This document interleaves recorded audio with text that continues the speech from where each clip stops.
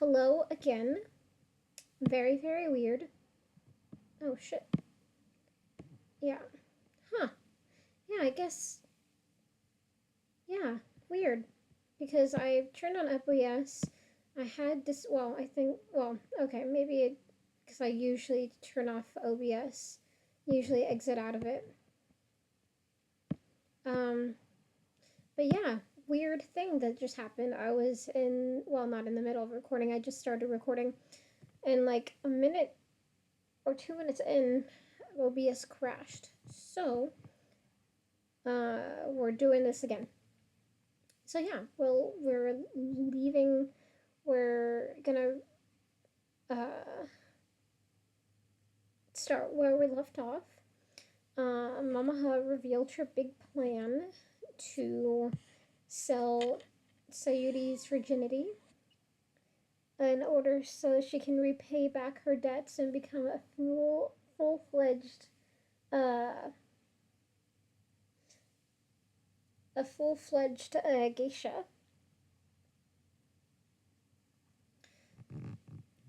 Yeah. So that's that. Hopefully OBS doesn't decide to crash again.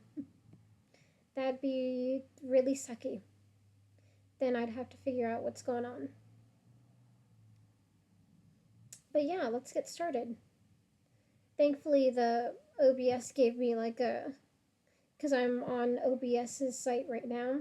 So it gave me like a pop up, and then like on this screen right here, it gave me a pop up. So it was like double pop up. So that was pretty clear to see. But yeah, let's get started. So I was just gauging how much I want to read tonight, and I think 3 chapters is okay, because it's all in all 30 pages, which I'll probably be able to do. If not, I could just settle with um the uh, the 2 chapters, though I want to get 3 in.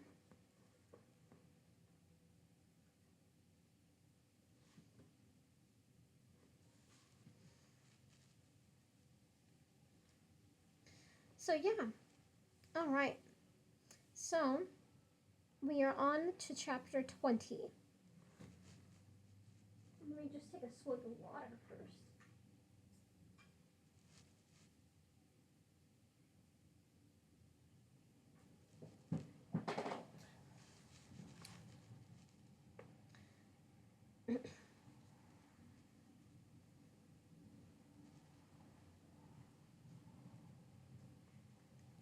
Yeah, chapter 20. Looking back, I can see that this conversation with Mamaha marked a shift in my view of the world. Beforehand, I'd known nothing about Mizuage. I was still a naive girl with little understanding. But afterward, I could begin to see what a man like Dr. Crab wanted from all the time and money he spent in Guion. Once you know this sort of thing, you can never unknow it. I couldn't think about him again in quite the same way. Back at the Okia later that night, I waited in my room for Hatsumomo and Pumpkin to come up the stairs. It was an hour or so after midnight when they finally did. I could tell Pumpkin was tired from the way her hands slapped on the steps, because she sometimes came up the steep stairway on all fours like a dog before closing the door to their room. Before closing the door to their room, Hatsumomo summoned one of the maids and asked her for a beer. "No, wait a minute," she said. "Bring 2. I want Pumpkin to join me." "Please, Hatsumomo-san," I heard Pumpkin say. "I'd rather drink spit." "You're going to read aloud to me while I drink mine, so you might as well have one. Besides, I hate when people are too sober. It's sickening." After this, the maid went downstairs. When she came up a short time later, I heard glass clinking on the trays she carried.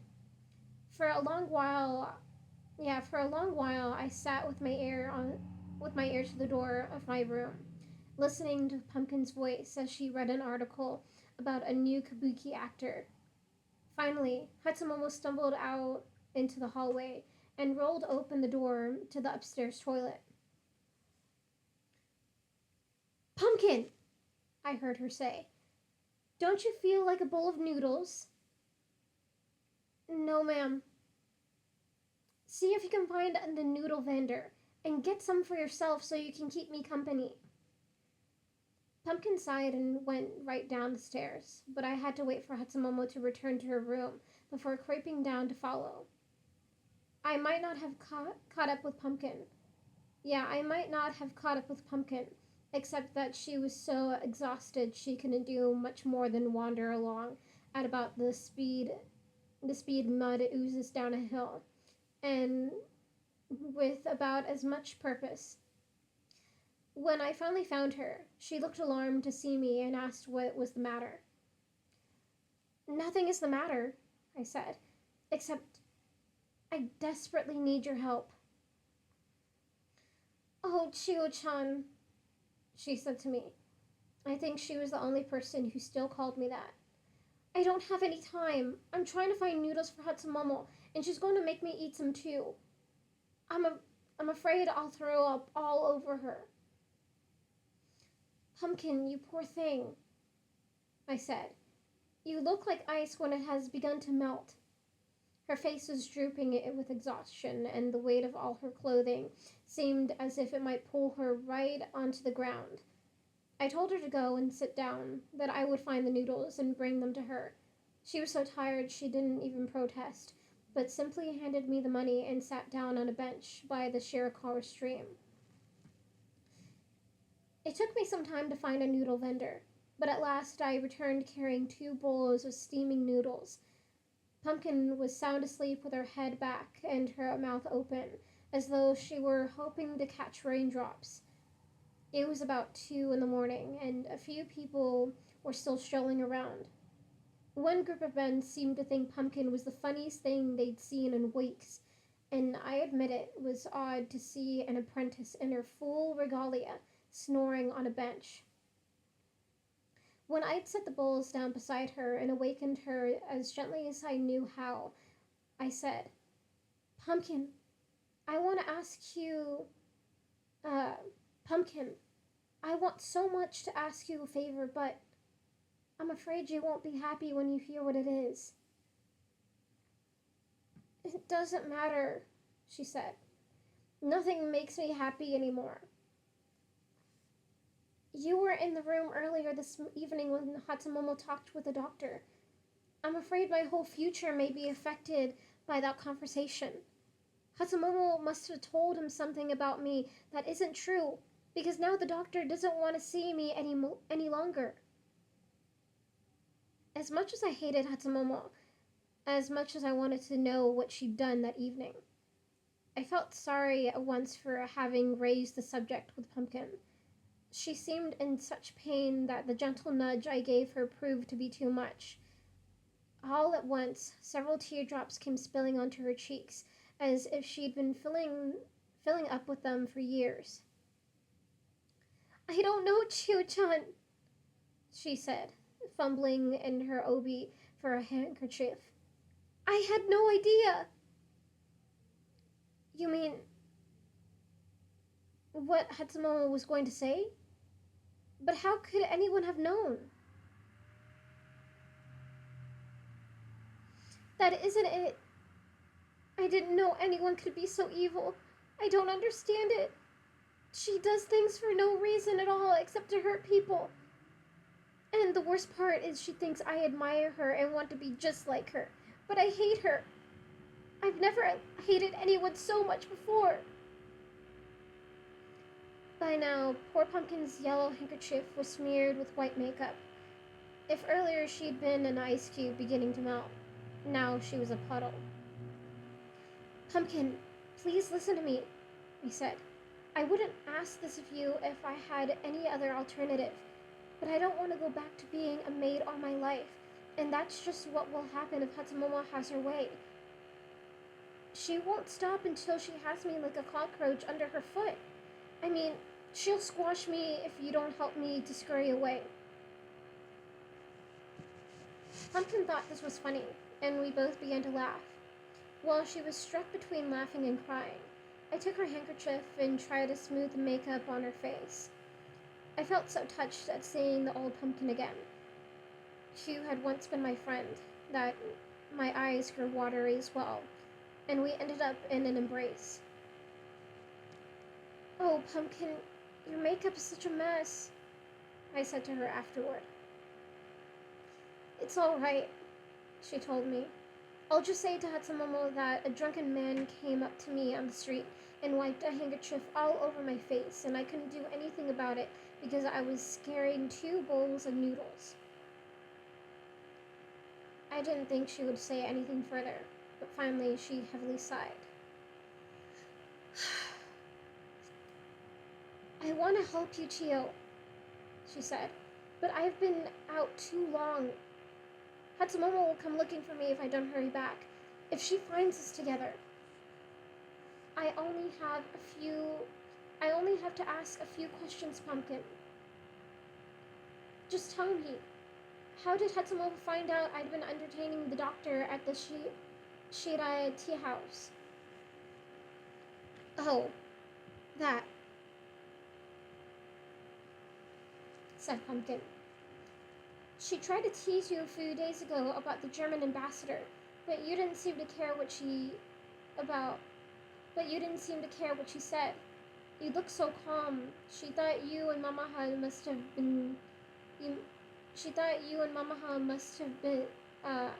must have some scheming going."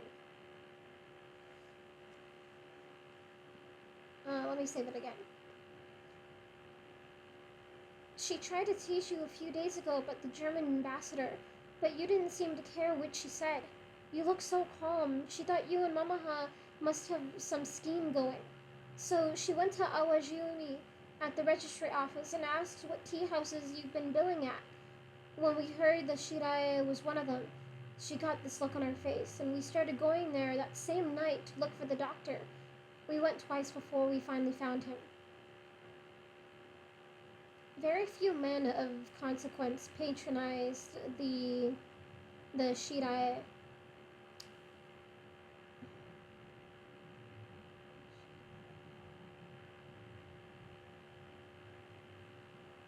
Yeah, very few men of consequence patronized the Shirai.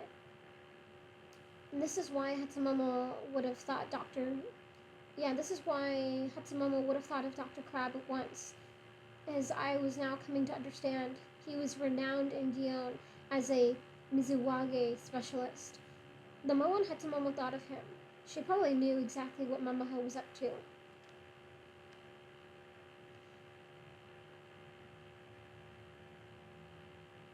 "What did she say to him tonight?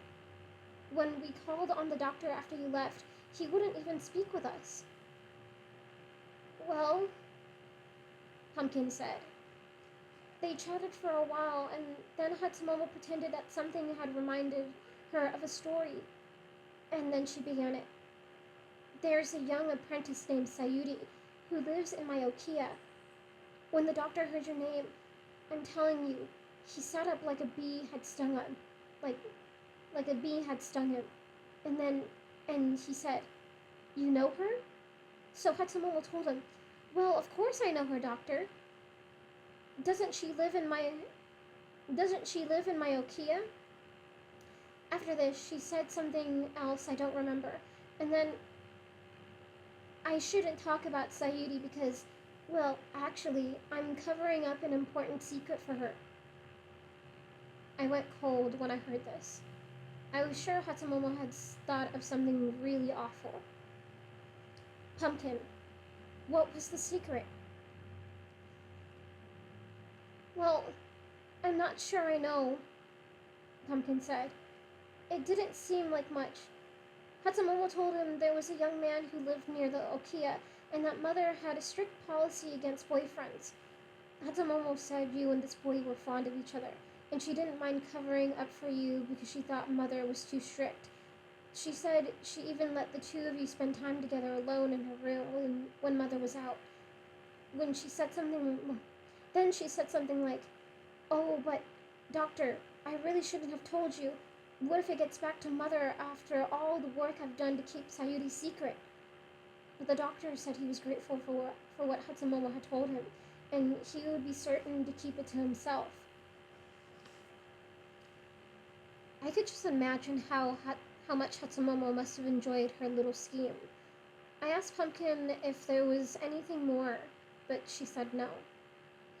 I thanked her many times for helping me, and told her how sorry I was that she'd had to spend these past few years, and told her how sorry I was that she'd had to spend these past few years as a slave to Hatsumomo. I guess some good has come of it. I guess some good has come of it, Pumpkin said.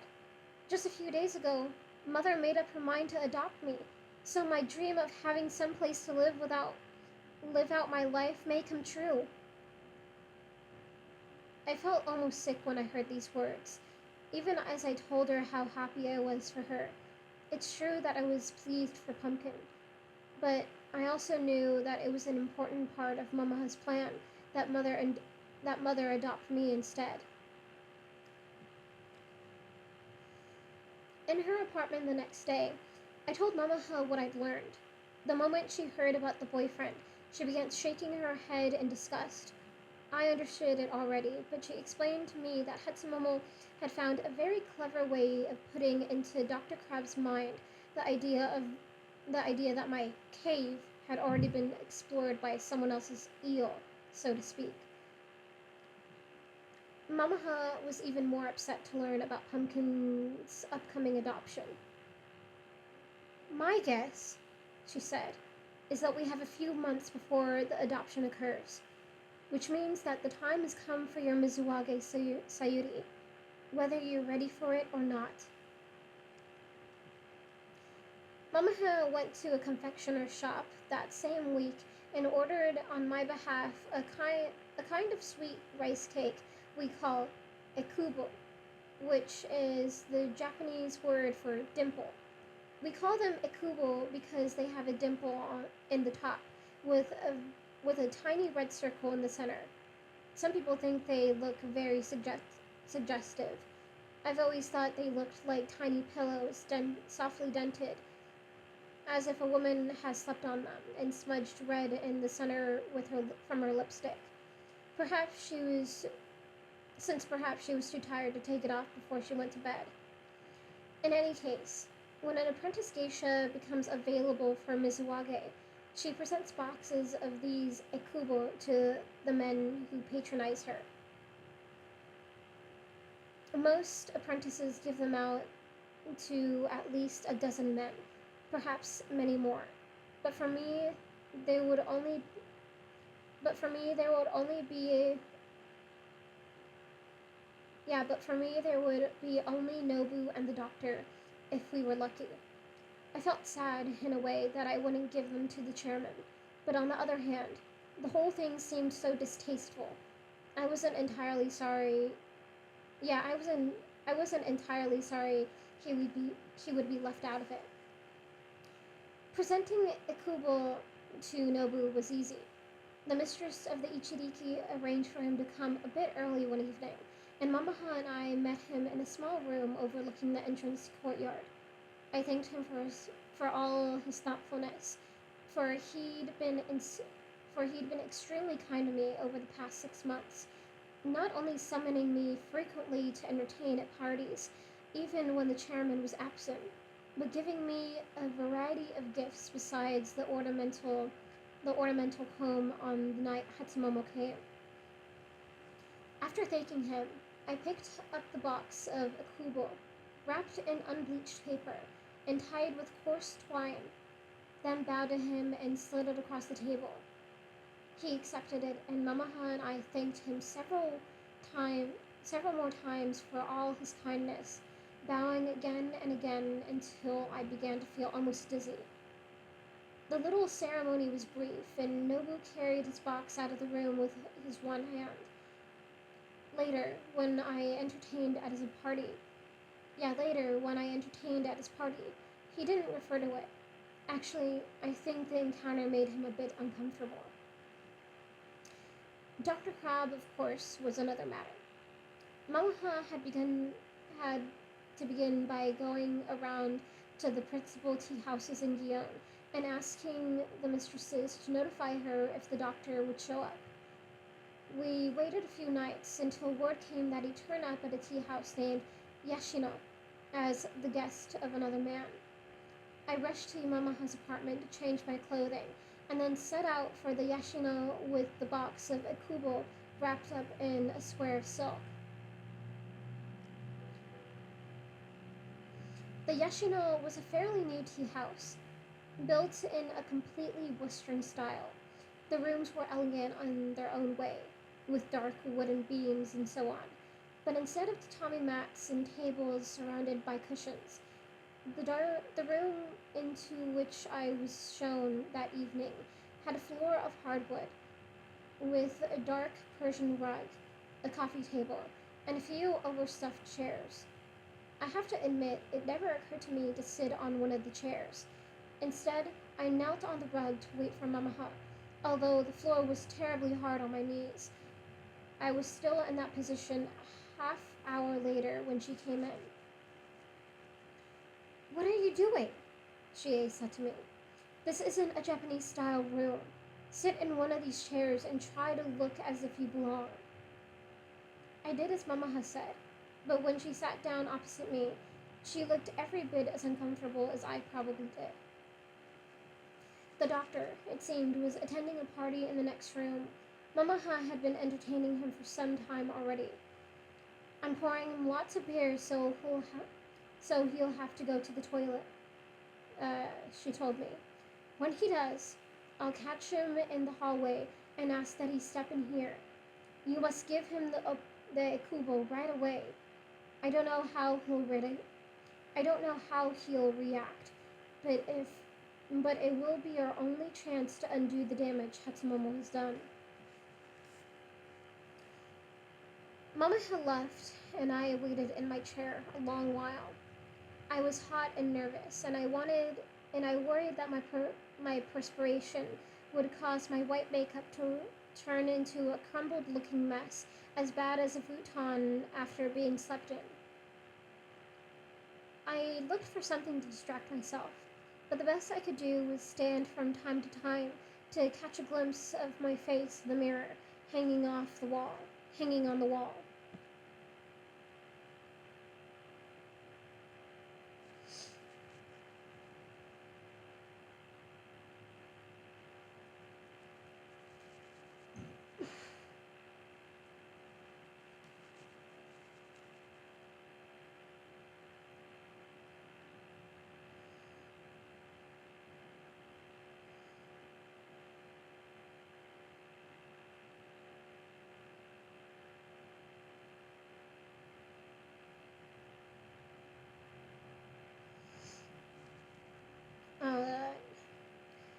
I looked for something to distract myself, but the best I could do was stand from time to time to catch a glimpse of my face in the mirror hanging on the wall. Finally, I heard voices, then a tapping at the door, and Mamaha swung it open. "Just one moment, doctor, if you please," she said. I could see Dr. Crabbe in the darkness of the hallway, looking as stern as those old portraits you see in the lobbies of banks. He was peering at me through his glasses.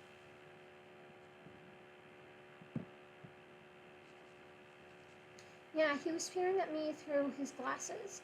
I wasn't sure what to do. Normally, I would have bowed on the mats, so I went ahead and knelt on the rug to bow in the same way, even though I was certain Mamaho would be unhappy with me for doing it. I don't think the doctor even looked at me. "I prefer to get back to the party," he said to Mamaha. "Please excuse me." "Sayuri has brought something for you, doctor," Mamaha told him. "Just for a moment, if you please." She gestured for him to come into the room and saw that he was seated and saw that he was seated comfortably in one of the overstuffed chairs. After this, I think she must have forgotten what she told me earlier, because we both knelt on the rug, one of us at each of Dr. Krabs' knees.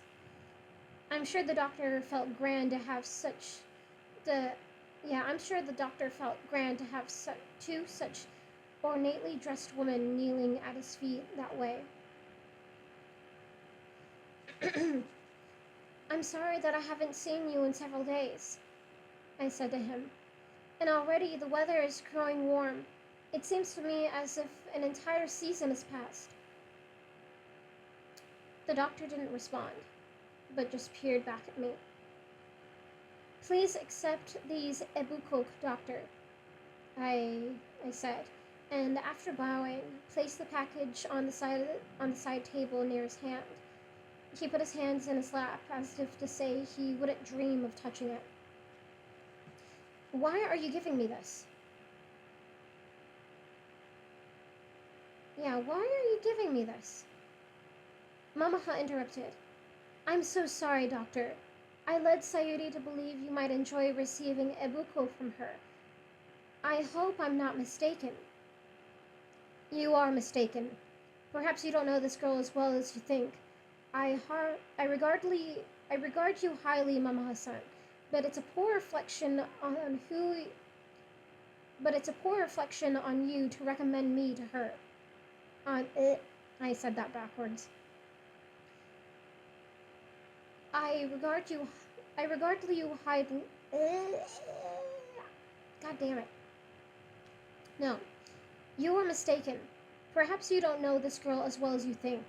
I regard you highly, Mama Hassan, but it's a poor reflection on you to recommend her to me. I'm sorry, doctor, she said. I had no idea you felt that way. I've been under the impression you were fond of Sayuri. Very well. Now that everything is clear, I'll go back to the party. But may I ask, did Sayuri offend you somehow? Things seem to have changed so unexpectedly. She certainly did. As I told you, I'm offended by people who mislead me. Sayuri-san, how shameful of you to mislead the doctor, Mamaha said to me. You must have told him something you knew was untrue. What was it? I don't know, I said as innocently as I could. Unless it was a few weeks ago when I suggested that the weather was getting warmer, and it really wasn't. And it wasn't really. Mama gave me a look when I said this. I don't think she liked it. This is between the two of you, the doctor said. It is no concern of mine. Please excuse me. But, doctor, before you go, Mama said, could there be some misunderstanding? Sayuri's an honest girl and would never knowingly mislead anyone, particularly someone who's been so kind to her.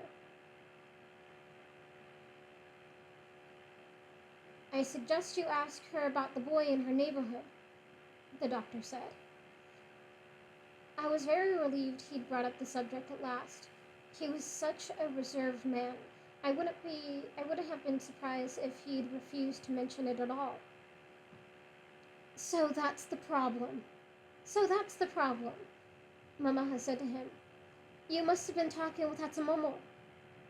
I don't see why that matters, he said. She's been spreading the story all over Gion. It's completely untrue. Ever since Sayuri was given an important role on the stage in Dances of the Old Capital, Hatsumomo has spent all her energy trying to disgrace her. Dances of the Old Capital was Gion's biggest annual event.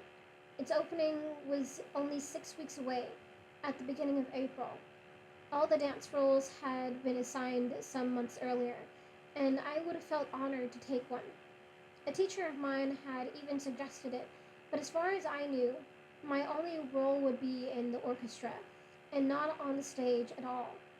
Mamaha had insisted on this to avoid provoking Hatsumomo. When the doctor glanced at me, I did my best to look like someone who would be dancing in an important role and had known it for some time. I'm afraid to say this, doctor, but Hatsumomo is a known liar, Mamaha went on. It's risky to believe anything she says. If Hatsumomo is a liar, this is the first I've heard of it. No one would dream of telling you such a thing, Mamaha said, speaking.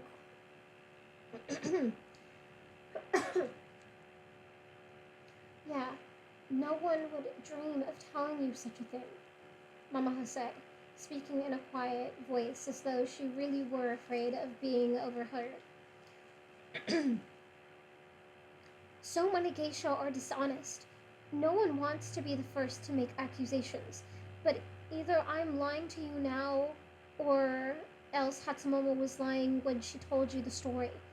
It's a matter of deciding which of us you know better, doctor, and which of us you trust more.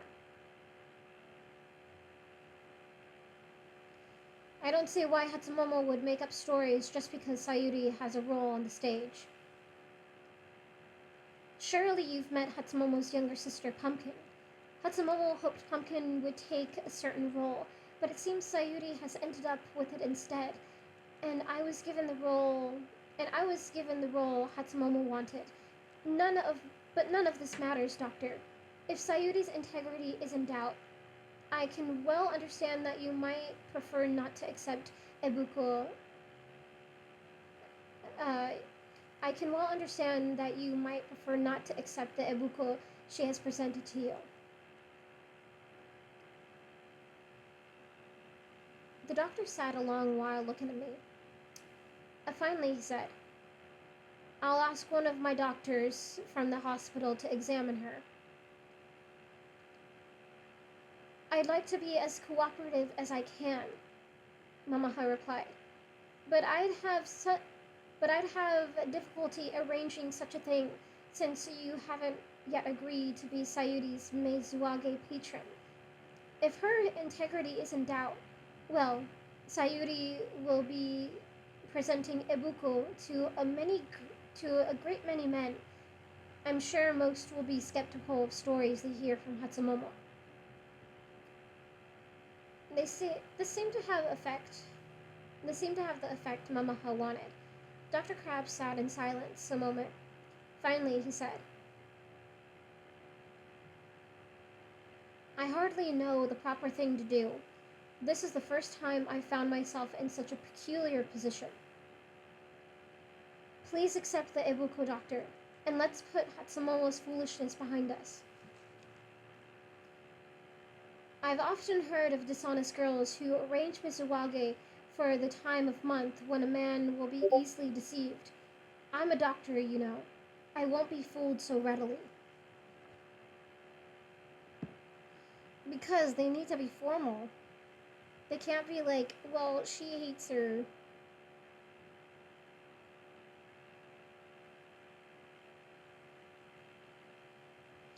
They gotta be formal. This is... Besides, can't be using that language. This is like around like late 1930s. They're still very proper. Everyone still speaks very, very proper.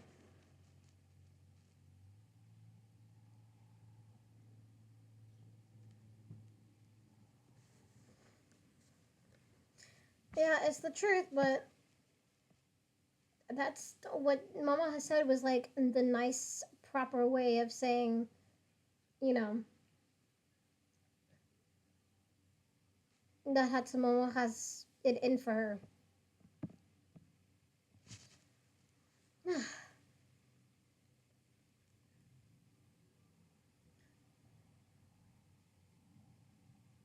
Yeah. Um, I've often heard of dishonest girls who arrange Mizuwake for the time of month when a man will be easily deceived. I'm a doctor, you know. I won't be fooled so readily. But no one is trying to fool you. He sat just a moment longer and then stood with his shoulders hunched to march, elbow first, from the room. I was too busy bowing. I was too busy bowing goodbye to see whether he took the ebuko with him. But happily, after he and Mama had left, I looked at the table and saw they were no longer there. When Mamaha mentioned my role on the stage, I thought she was making up a story on the spot to explain why Hatsumomo might lie about me. So you can imagine my surprise the next day when I learned she'd been telling the truth. Or if it wasn't exactly the truth, Mamaha felt confident that it would be true before the end of the week. At that time, in the mid 1930s, probably as many as 700 or 800 geisha worked in Gion, because because no more than 60 were needed each spring for the production of dances of the old capital. She knows the future. She knows the future, dude. Dude.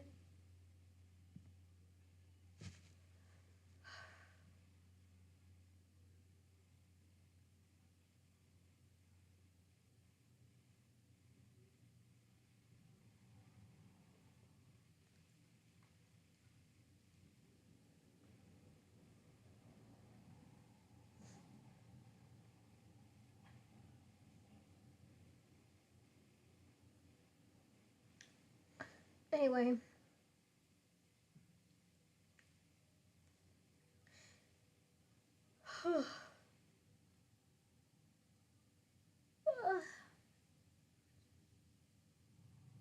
Yeah, at that time, in the mid 1930s, probably as many as 700 or 800 geisha worked in Gion, but because no more than 60 were needed each spring for the production of dances of the old capital, the competition for roles destroyed more than a few friendships over the years.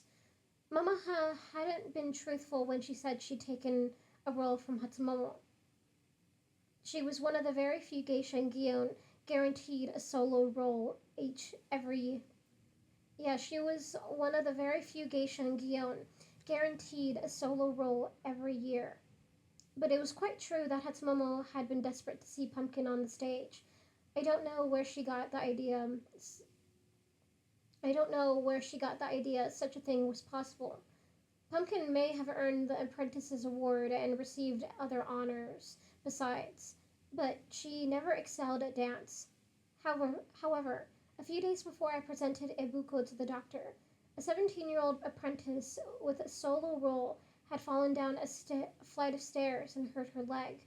The poor girl was devastated, but every other apprentice in Gion was happy to take advantage of her misfortune by offering to fill the role. It was this role that, in the end, went to me. I was only 15 at the time and had never danced on the stage before, which isn't to say I wasn't ready to. I had spent so many evenings in the Okia, rather than going from party to party like most apprentices, and Auntie often played the shamisen so I could practice dance. This was why I'd already been promoted to the 11th grade. This is why I'd already been promoted to the 11th level by the age of 15, even though I probably possessed no more talent as a dancer than anyone else. If Mamaha hadn't been so determined to keep me hidden from the public eye because of Hatsumomo, I might even have had a role in the seasonal dances the previous year. This role was given to me in mid-March, so I only had a month or so to rehearse it. Fortunately, my dance teacher was very helpful and often worked with me privately during the afternoons. Mother didn't find out what had happened. Hatsumomo certainly wasn't going to tell her until several days afterward when she heard the rumor. When she heard the rumor during a game of mahjong. She came back to the Okia and asked if it was true. I had been given the role. Yeah, she came back to the Okia and asked if it was true I'd been given the role. After I told her it was, she walked away with a sort of puzzled look she might have worn she might have worn if she were a dog. If eh. Yeah, after I told her it was, she walked away with the sort of puzzled look she might have worn if her dog Taku had added up the columns in her account books for her. Of course, Hatsumomo was furious, but Momoha wasn't concerned about it. The time had come, as she put it, for us to toss Hatsumomo from the ring. That is the end of that chapter.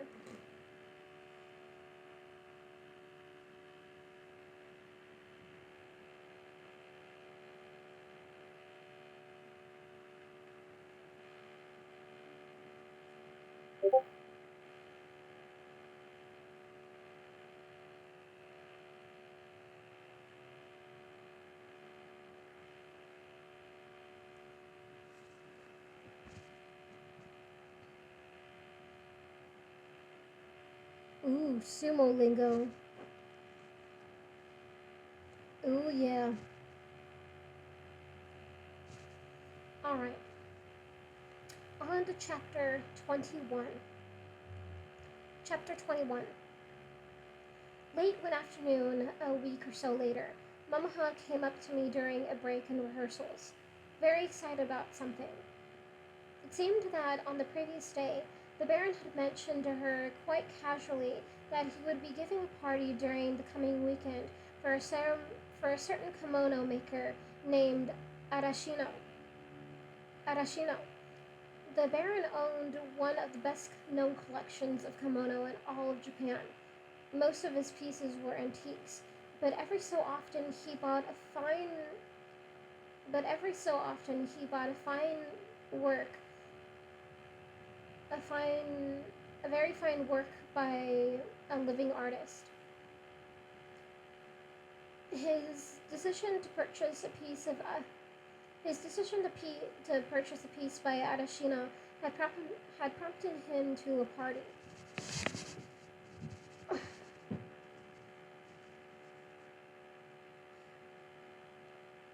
I thought I recognized the name Arashino. Uh, Arashino. Uh, Mama has said to me. But when the Baron first mentioned it, I couldn't place it. He's the one. He's one of Nobu's very closest friends. Don't you see the possibilities? I didn't think of it until today, but I'm going to persuade the Baron to invite both Nobu and the doctor to his little party. The two of them are certain to dislike each other. When the bidding begins for Yumizuwage, you can be sure that neither will sit still, knowing the prize could be taken by the other. I was feeling very tired because, for Mamaha's sake, I clapped my hands in excitement and said how grateful I am and said how grateful I was to her for coming up with such a clever plan. But I'm sure it was a clever plan. But the real evidence for her cleverness was that she felt certain she'd have no difficulty persuading the Baron to invite these two men to his house, to his party. Clearly, they would both be willing to come. In Nobu's case, because the Baron was an investor in Iwamura Electric, though I didn't know it at the time. And in Dr. Crab's case, well, because the doctor considered himself something of an aristocrat, even though he probably had only begun, even though he probably had only one obscure ancestor with any aristocratic blood, and would regard it as his duty to attend any function the Baron invited him to. But as to why the Baron would agree to invite either of them, I didn't know. He didn't approve of Nobu. Very few men did. As for Dr. Crab, the Baron never met him before, and might as well have invited someone off the street. But Mamaha had extraordinary powers of persuasion, as I knew. The party was arranged, and she convinced my dance instructor to release me from rehearsals the following Saturday, so I could attend it. The event was to begin in the afternoon and run through dinner, though Mamaha and I were to arrive at the party. Though Mamaha and I were to arrive after the party was underway. So it was about 3 o'clock when we finally climbed into a rickshaw and headed out to the Baron's estate, located at the base of the hills in the northeast of the city. In the northeast of the city. It was my first visit to any place so luxurious, and I was quite overwhelmed by what I saw. Because if you think of the attention to detail brought to bear in making a kimono, well, that same sort of attention had been brought to the design and care of the entire estate where the Baron lived. The main house dated back to the time of his grandfather, but the gardens, which struck me as a giant brocade of textures, had been designed and built by his father. Apparently, the house and the gardens were never quite fit. Yeah, apparently the house and the gardens never quite fit together until the Baron's older brother, the year before his assassination, had moved the location of the pond and also created a moss garden with stepping stones leading from the moon viewing pavilion from one side to the house. Black swans glided across the pond with a bearing so proud they made me feel ashamed to be such an ungainly creature as a human being.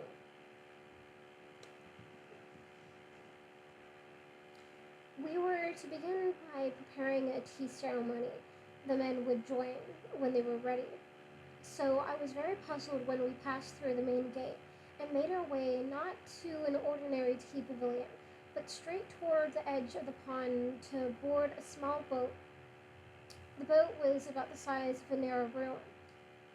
Most of it was occupied with wooden seats along the edge, but at one end stood a miniature pavilion with its own roof sheltering a tatami platform.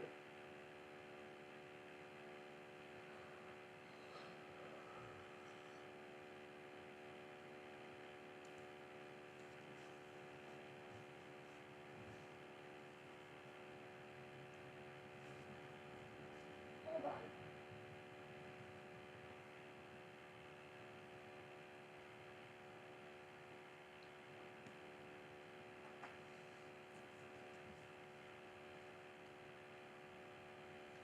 Yeah, most of it was occupied with wooden seats along the edges, but at one end stood a miniature pavilion with its own roof sheltering a tatami platform.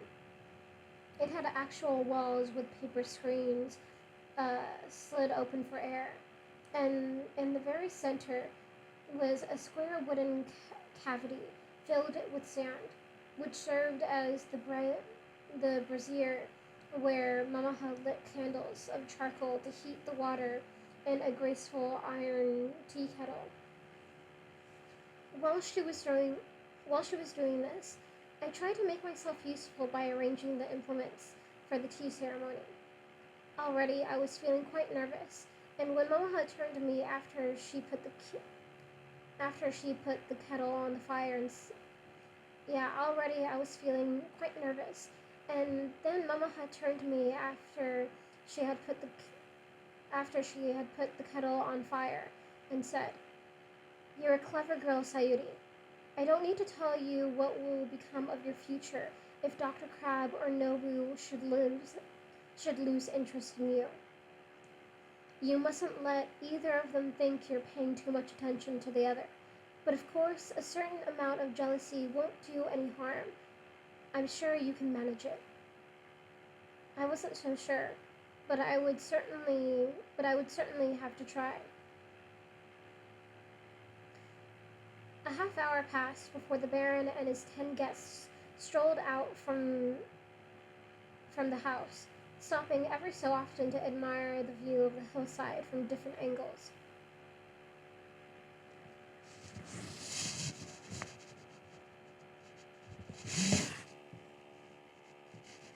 Sorry, just adjust.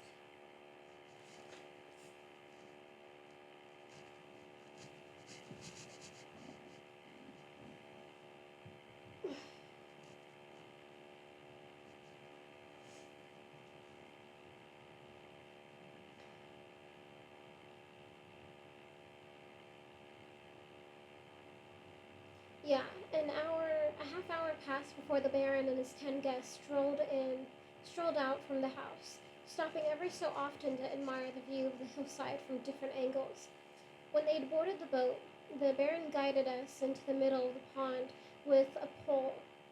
Mamaha made tea, and I delivered the two bowls to each of the guests. Yeah, and I delivered the bowls to each of the guests. Afterward, we came. Yeah, afterward, we took a stroll through the garden with the men, and soon came to a wooden platform suspended above the water, where several maids in identical kimono were arranging cushions for the men to sit on, and leaving vials of warm sake on trays.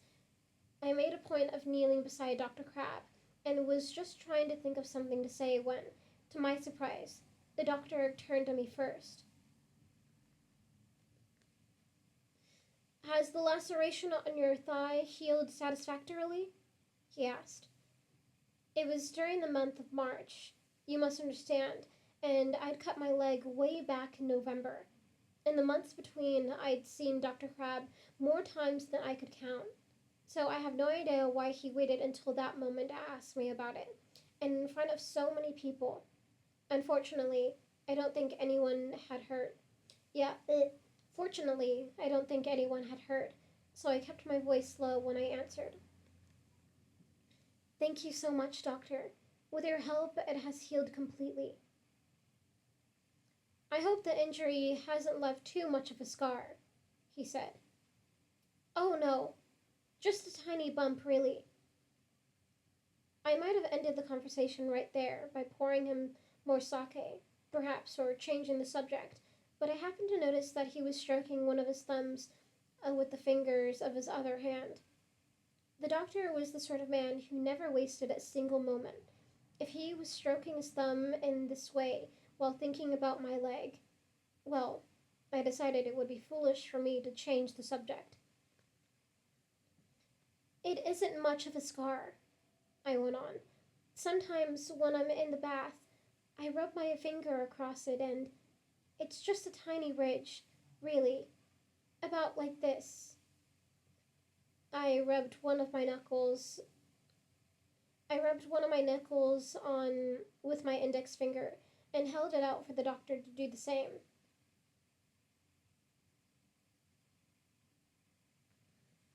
He brought his hand up, but then he hesitated. I saw his eyes jump toward mine. In the moment, he drew his hand back and felt his own knuckle instead. "A cut of that sort should have healed smoothly," he told me. "Perhaps it isn't as big as I said. After all, my leg is very, well, sensitive, you see. Even just a drop of rain falling onto it is enough. Even a drop of rain falling onto it is enough to make me shudder." I'm not going to pretend any of this made sense. A bump wouldn't seem bigger just because my leg was sensitive.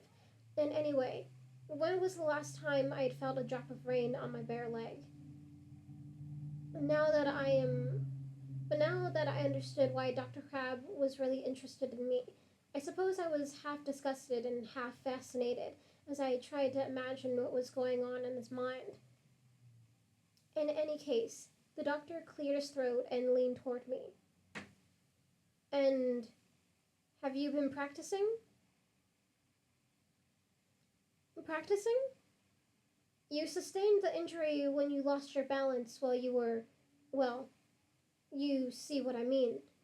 You don't want that to happen again. So I expect you've been practicing. But how does one practice such a thing?" After this, he leaned back and closed his eyes. It was clear to me he expected to hear an answer longer than simply a word or two. "Well, you'll think me very silly, but every night," I began, and when I had to think for a moment, the silence dragged on, but the doctor never opened his eyes. He seemed to be like a baby bird just waiting for the mother's beak. Every night, I went on. Just before I step into the bath, I practice balancing on a variety of positions. Yeah, I practice balancing in a variety of positions. Sometimes I have to shiver from the cold air against my bare skin, but I spend 5 or 10 minutes that way. The doctor cleared his throat, which I took as a good sign. First, I try balancing on one foot and then the other.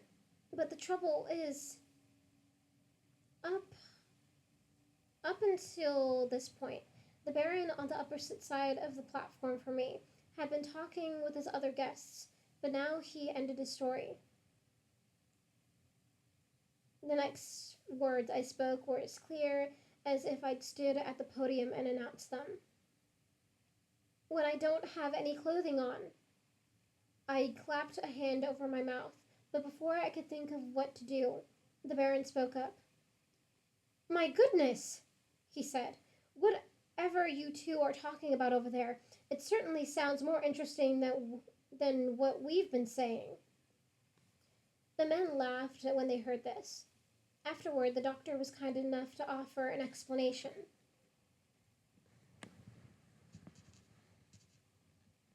Hold on.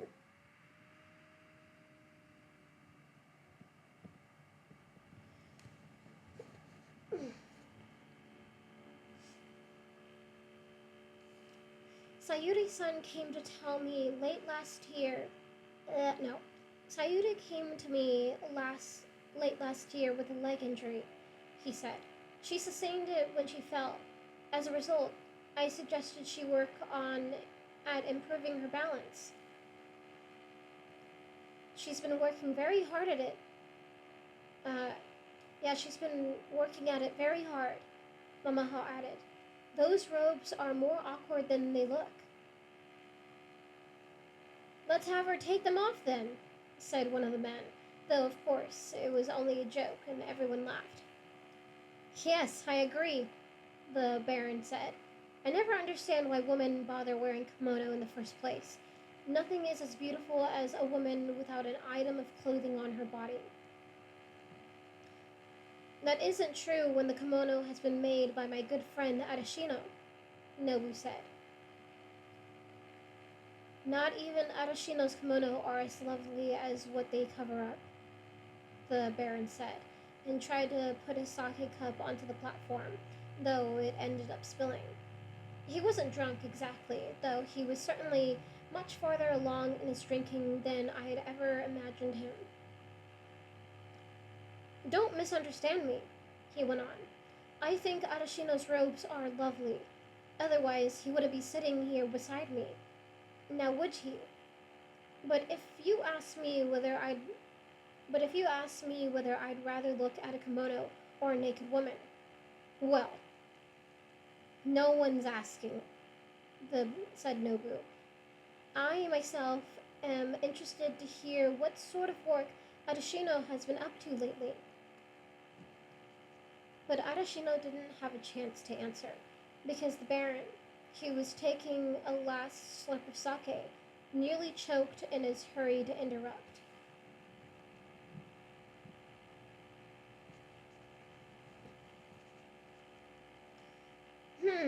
Just a minute, he said. Isn't it true that every man on Earth likes to see a naked woman? I mean, is that what you're saying, Nobu? That the naked female form doesn't interest you? That isn't what I'm saying, Nobu said. What I'm saying is, I think it's time for us to hear from Arashino exactly what sort of work he's been up to lately. Oh yes, I'm certainly interested too, the Baron said. But I do find it fascinating that no matter how different we men may seem, underneath it all we're exactly the same. You can't pretend you're above it, Nobu-san. We know the truth, don't we?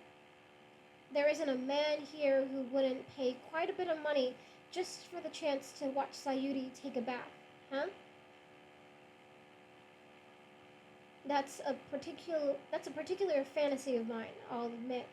Now come on, don't pretend you don't feel the same way I do. Poor Sayuri is only an apprentice, said Mama Hut. Perhaps we ought to spare her this conversation. Certainly not, the Baron answered. The sooner she sees the world as it really is, the better. Plenty of men act as if they don't chase women just for the chance to get underneath all those robes. But you listen to me, Sayuri. There's only one kind of man. And while we're on this subject, here's something for you to keep in mind. Every man seated here has at some point this afternoon thought of how much he would enjoy seeing you naked. What do you think of that? I was sitting with my hands in my lap, gazing down at the wooden platform and trying to seem demure. I had to respond in some way to what the Baron had said, particularly since everyone else was completely silent. But I could think of what to say, Nobu did something very kind. He put a sake cup down onto the platform and stood up to excuse himself. I'm sorry, Baron, but I don't know the way to the toilet, he said. Of course, this was my cue to escort him. I didn't know the way to the toilet any better than Nobu, but I wasn't going to miss the opportunity to remove myself from the gathering. As I rose to my feet, a maid offered to show me the way and led me around the pond, with Nobu following along behind. In the house, we walked down a long hallway of blonde wood with windows on one side. On the other side, brilliantly lit in the sun, brilliantly lit in the sunshine, stood display cases with glass tops. I was about to lead Nobu down.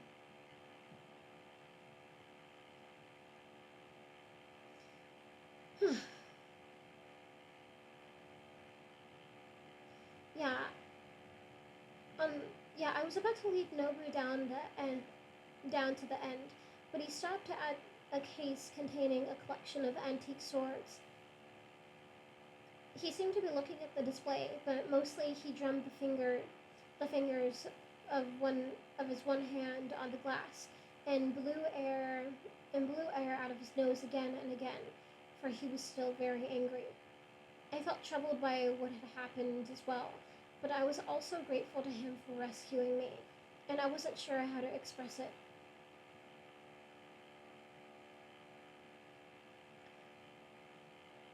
The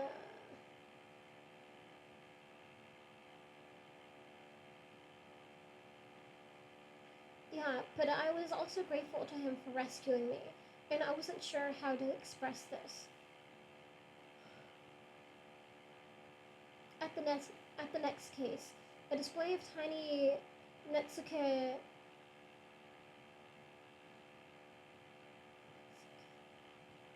yeah, at the next case, the display of tiny Netsuke Netsuke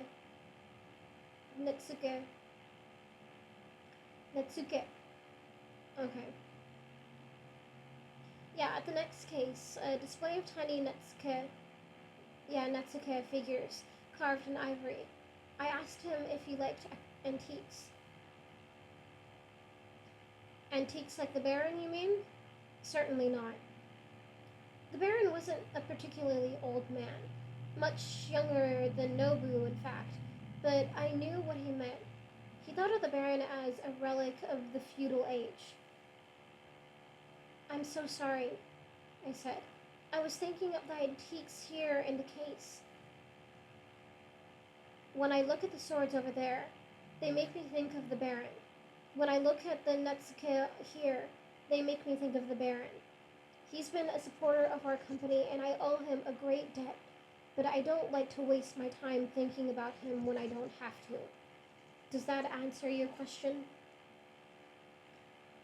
I bowed to him in reply, and he strode off down the hallway to the toilet, so quickly that I couldn't reach the door first to open it for him. Yeah, so quickly that I couldn't reach the door first to open it for him. Later, when we returned to the water's edge, I was pleased to see that the party was beginning to break up. Only a few of the men would remain for dinner. Mamaha and I ushered the others up the path to the main gate, where their drivers were waiting for them on the side street. We bowed farewell to the last man, and I turned to find one of the Baron's servants. And I turned to find one of the Baron's servants ready to show us into the house.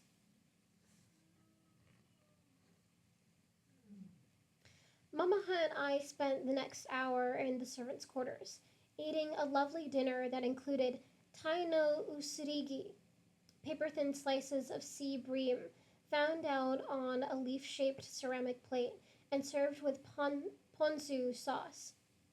I would certainly have enjoyed myself if Mamaha hadn't been so moody. She ate only a few bites of her sea bream and sat staring out the window at the dusk. Something about her expression made me think she would have liked to go back down to the pond and sit, biting her lip, perhaps, and peering in anger at the darkening sky. We rejoined the Baron and his guests already part way through their dinner in what the Baron called the small banquet room. Actually, the small banquet room could have accommodated probably 20 or 25 people, and now that the party had shrunk in size, only Mr. Arashino, Nobu, and Dr. Crab remained. When we entered, they were sitting they were eating in complete silence. The Baron was so drunk his eyes seemed to slosh around in their sockets. Just as Mamaha was beginning a conversation, Dr. Crab stroked a napkin down his mustache twice and then excused himself to use the toilet. I led him to the same hallway Nobu and I had visited earlier. Now that evening had come, I could hardly see the objects because of overhead lights. Uh, hold on.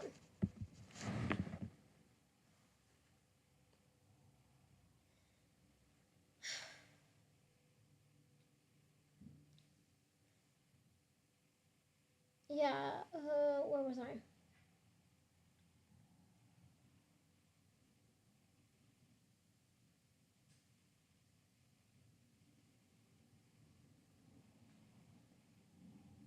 Yeah, now that evening had come, I could hardly see the objects overhead lights, because of overhead lights reflected in the glass of the display cases. But Dr. Crab stopped at the case containing the swords and moved his head around until he could see them. You certainly know your way around the Baron's house, he said. Oh, no, sir. I'm quite lost in such a grand place. The only reason I can find my way is because I led Nobu-san along this hallway earlier. I'm sure he rushed right through, the doctor said. A man like Nobu has a poor sensibility for appreciating the items in these cases. I didn't know what to say to this, but the doctor looked at me pointedly.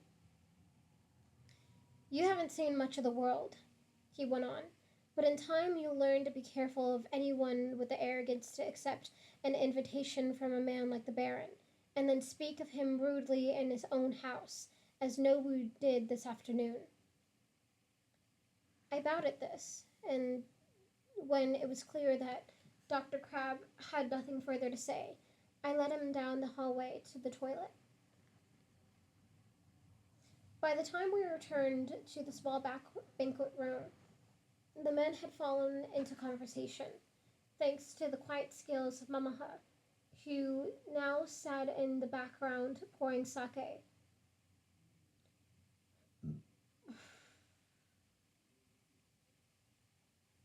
She often said the role of a geisha was sometimes to just.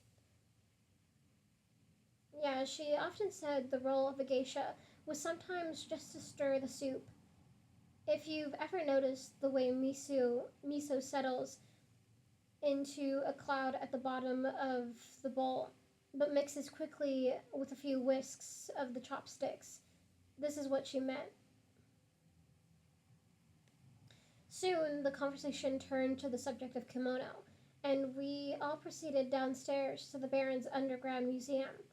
Along the walls were huge panels that opened to reveal kimonos suspended on sliding rods.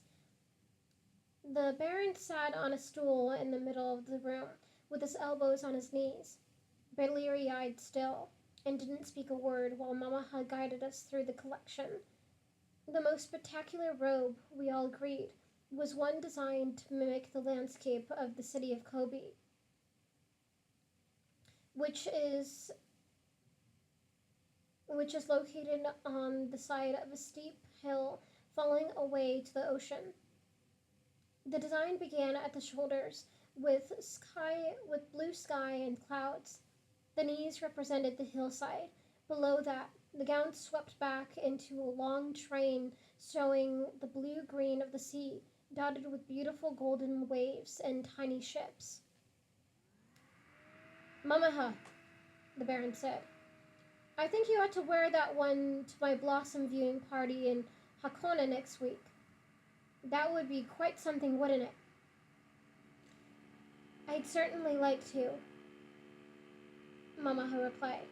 But as I mentioned the other day, I'm afraid I won't be able to attend the party this year."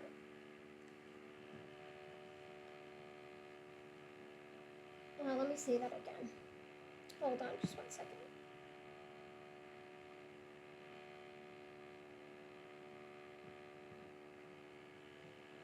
Okay.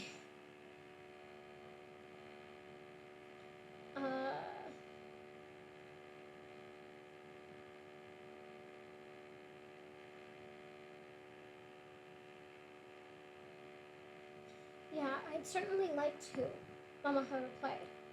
But as I mentioned the other day, I'm afraid I won't be able to attend the party this year. I could see that the Baron was displeased, for I could see that the Baron was displeased, for his eyebrows closed down like two windows being shut. "What do you mean? Who has booked an arrangement with you that you can't break?"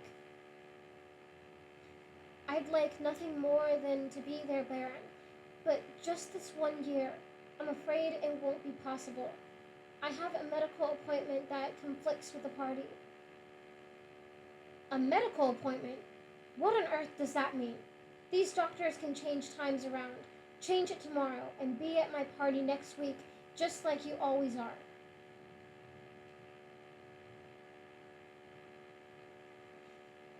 "I do apologize," Mamaha said, "but with the Baron's consent, I scheduled a medical appointment some weeks ago and won't be able to change it."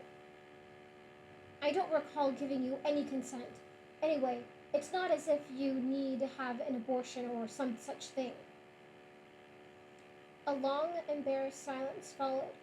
Mamaha only adjusted her sleeves, while the rest of us stood so quietly that the only sound was Mr. Arashino's wheezy breathing. I noticed that Nobu, who had been paying no attention, turned to observe the Baron's reaction.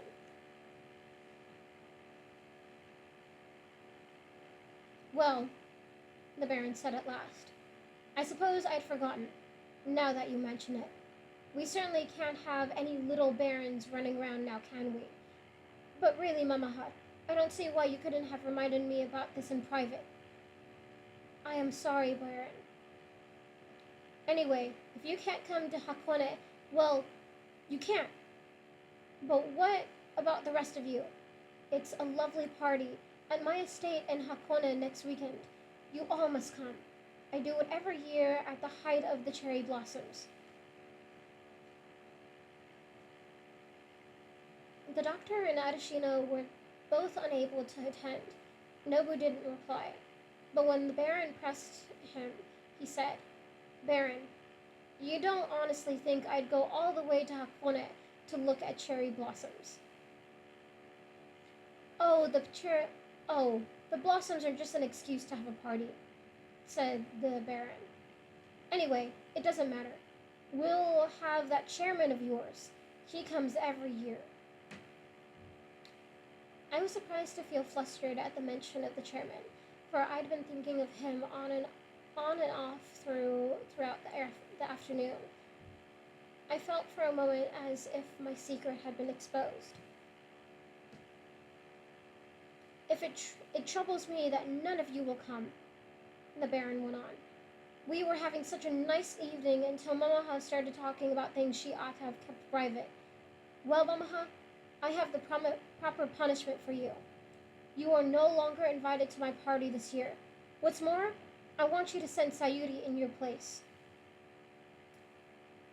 I thought the Baron was making a joke, but I must confess, I thought at once how lovely it would be to stroll with the chairman through the grounds of a magnificent estate with without Nobu or Dr. Crab or even Mamaha nearby. That's a fine idea, Baron, said Mamaha. But sadly, Sayuri is busy with rehearsals. Nonsense, said the Baron. I expect to see her there. Why do you have to defy me every single time I ask something of you? He really did look angry. Hold on.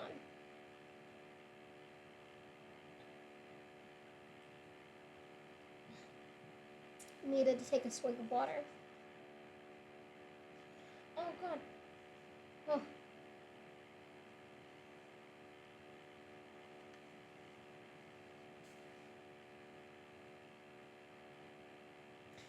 Yeah, I expect to see her there. Why do you have to defy me every single time I ask something of you? He really did look angry, and unfortunately, because he was so drunk and a good deal of saliva came spilling out of his mouth, he tried to wipe it away with the back of his hand, but ended up smearing it into the long black hairs of his beard.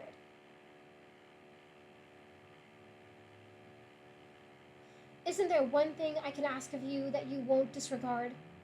He went on. I want to say Sayuri and Hakone. You could just reply, yes, Baron, and be done with it. Yes, Baron. Fine, said the Baron. He leaned back on his stool again and took a handkerchief from his pocket to wipe his face clean. I was very sorry for Mamaha, but it would be an understatement to say I felt excited at the prospect of attending the Baron's party. Every time I thought of it in the rickshaw back to Gyeong, I think my ears turned red. I was terribly afraid Mamaha would notice, but she just stared out to the side and never spoke a word until the end of our ride, when she turned to me and said, Sayuri, you must be very careful on Hakone. Yes, ma'am, I will, I replied.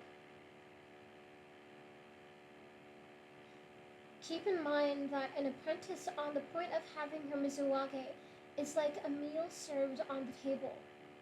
No man will wish to eat it if he hears a suggestion that some other man has taken a bite. I couldn't quite look her in the eye after she said this. I knew perfectly well she was talking about the Baron. And that is the end of that chapter. And, man, I read those chapters really fucking fast. And I'm pretty fucking proud of myself. And I was just like thinking, I know I'm gonna read this other chapter, but should I read another chapter? And then I was just like, well, if I have time left over, I wanna play more Faz. Because that's fun.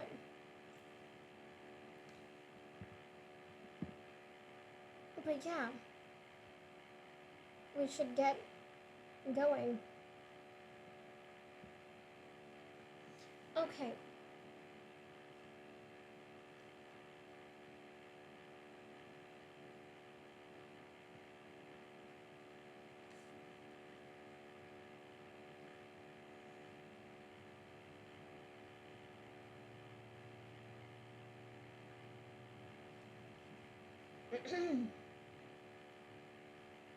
Yeah, chapter 22. Actually, let me just adjust myself again.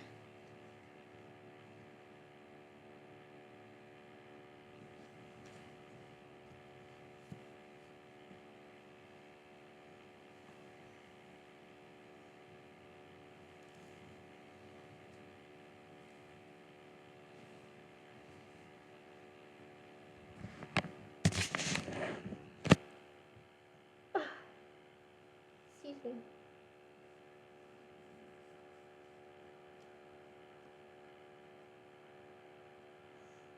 Shit, now I need to fucking.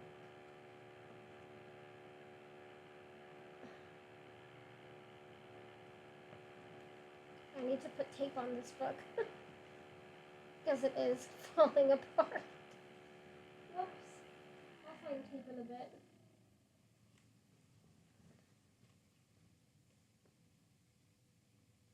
Okay, but yeah. Chapter 22. Chapter 22. At this time in my life, I didn't know where Hakone was, although I soon learned that it was in eastern Japan, quite some distance from Kyoto.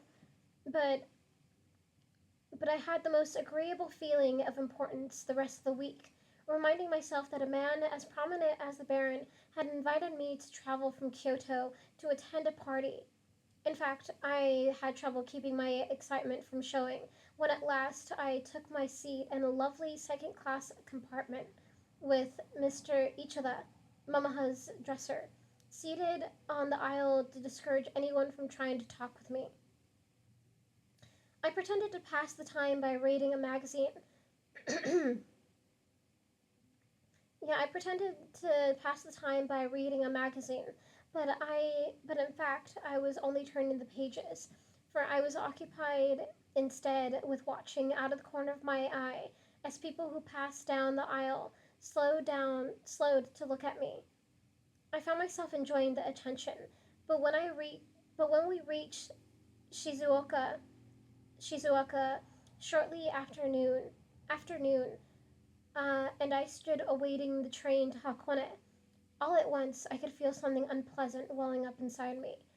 I'd spent the day keeping it veiled from my awareness, but now I saw it in my mind much too clearly, the image of myself at another time, standing on another platform, taking another train trip. This one with this one with Mr. Beku, on the day my sister and I were taken from our home. I was I was ashamed. I'm ashamed to admit how hard I'd worked over the years to keep from thinking of Satsu and my father and mother and our tipsy house on the sea cliffs. I'd been like a child with my head in a bag. All I'd seen day after day was Guion, so much so that I come to think Guion was everything, and that the only thing that mattered in the world was Guion. But now that I was outside Kyoto, I could see that for most people, life had nothing to do with Guion at all. And of course, I couldn't stop thinking of the other life I'd once led. Grief is a most peculiar thing.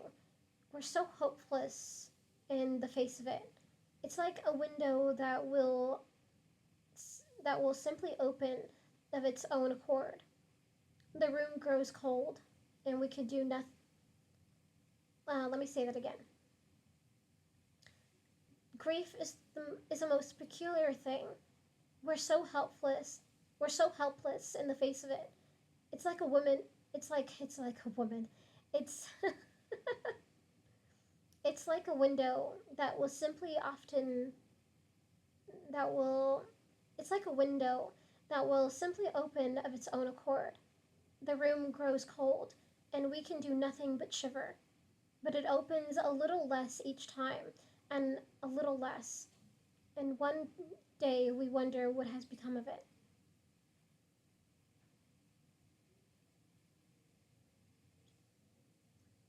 Later that Late that following morning, I was picked up at the little inn overlooking Mount Fuji, and taken by one of the Baron's motor cars.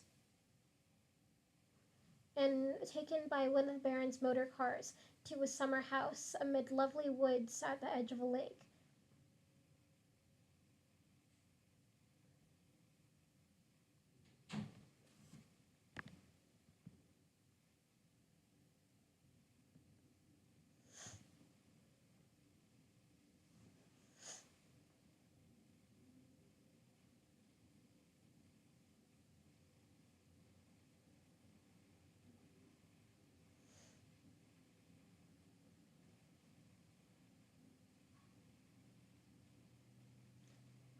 Where was I? Yeah, late the following morning, I was picked up at a little inn overlooking Mount Fuji and taken by one of the Baron's motor cars to a summer house amid lovely woods at the edge of a lake.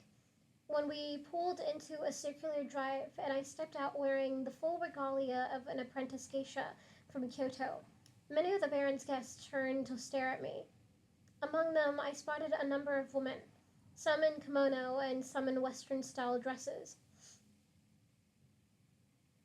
Later, I came to realize they were mostly Tokyo geisha, for we were only a few hours from Tokyo by train. Then the Baron himself appeared, striding up a path from the woods with several other men. "Now, this is what we've all been waiting for," he said. "This lovely thing is Sayuri from Gion, who will probably one day be the great Sayuri from Gion. You'll never see eyes like hers again, I can assure you. And just wait until you see the way she moves. I invited you here, Sayuri, so all the men could have a chance to look at you. So you have an important job. You must wander all around, inside the house, down by the lake, all through the woods, everywhere. Now go along and get working." I began to wander around the estate as the Baron had asked, past the cherry trees heavy with their blossoms, bowing here and there to the guests and trying not to seem too obvious about looking around for the chairman.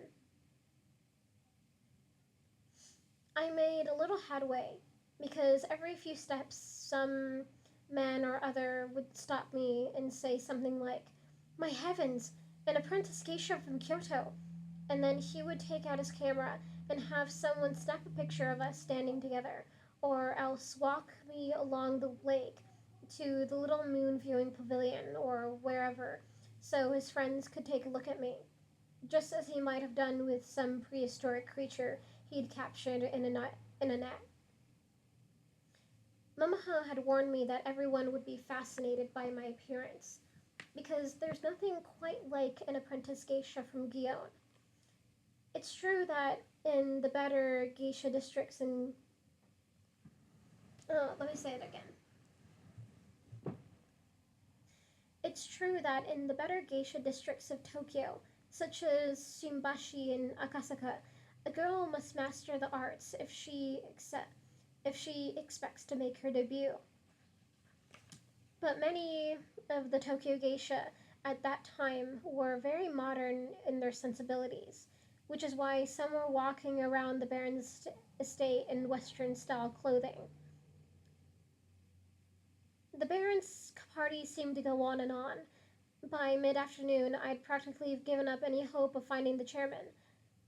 I went into the house to look for a place to rest, but the very moment I stepped up into the entrance hall, I felt myself go numb. There he was, emerging from a tatami room in conversation with another man. They said goodbye to each other, and then the chairman turned to me. "Sayuri," he said, "now how did the Baron lure you here with all the way from Kyoto? I didn't even realize you were acquainted with him." I knew I ought to take my eyes off the chairman. Hold on. My butt is just like... My butt wants me to fucking sit differently.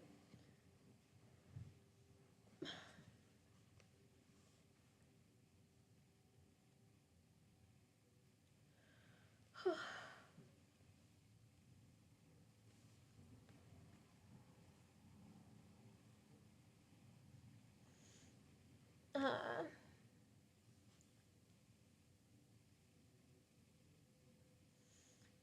yeah, I knew I had to take my eyes off the Baron, but it was like pulling nails from the wall. When I finally managed to do it, I gave him a bow and said, Mama Hassan set me in her place. I'm so pleased to have the honor of seeing the chairman. Yes, and I'm pleased to see you too. You can give me your opinion about something.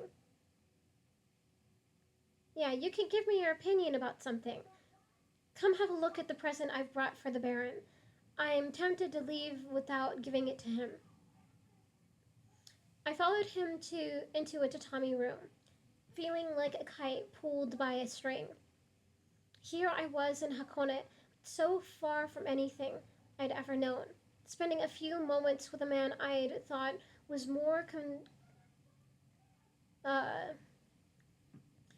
here I was in Hakone, so far from anything I had ever known, spending a few moments with a man I had thought about more constantly than anyone, and it amazed me to think of it.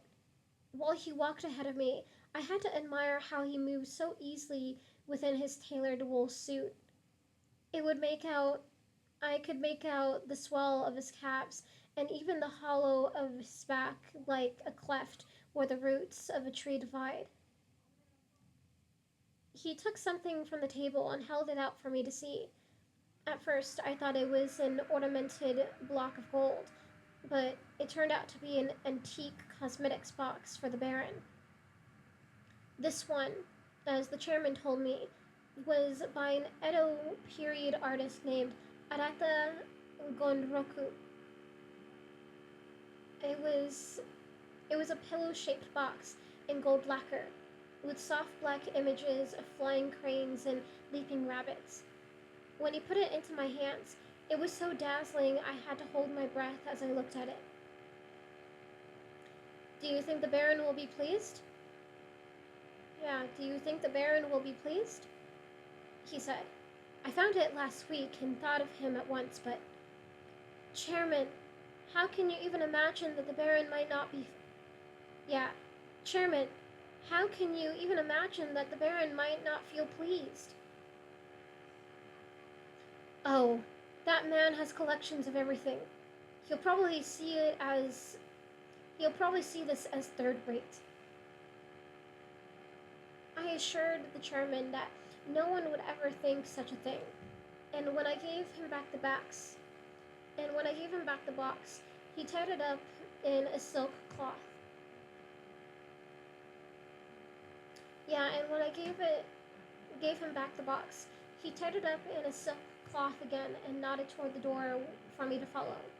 In the entryway, I helped him with the shoes, while I guided his foot with my finger. What is it, Josh? No. Is it quick?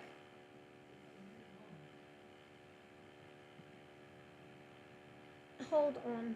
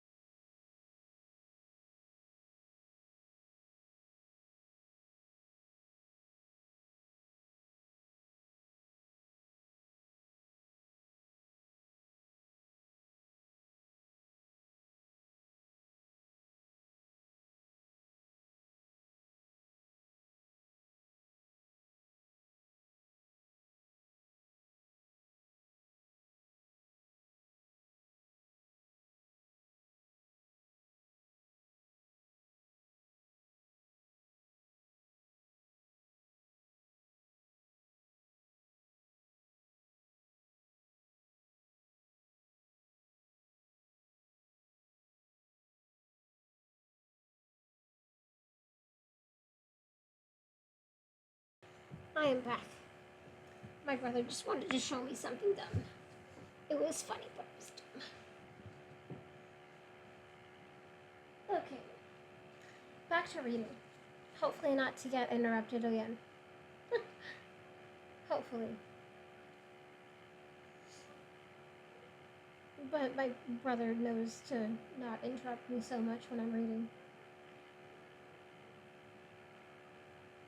Okay. Um, where was I? I was somewhere.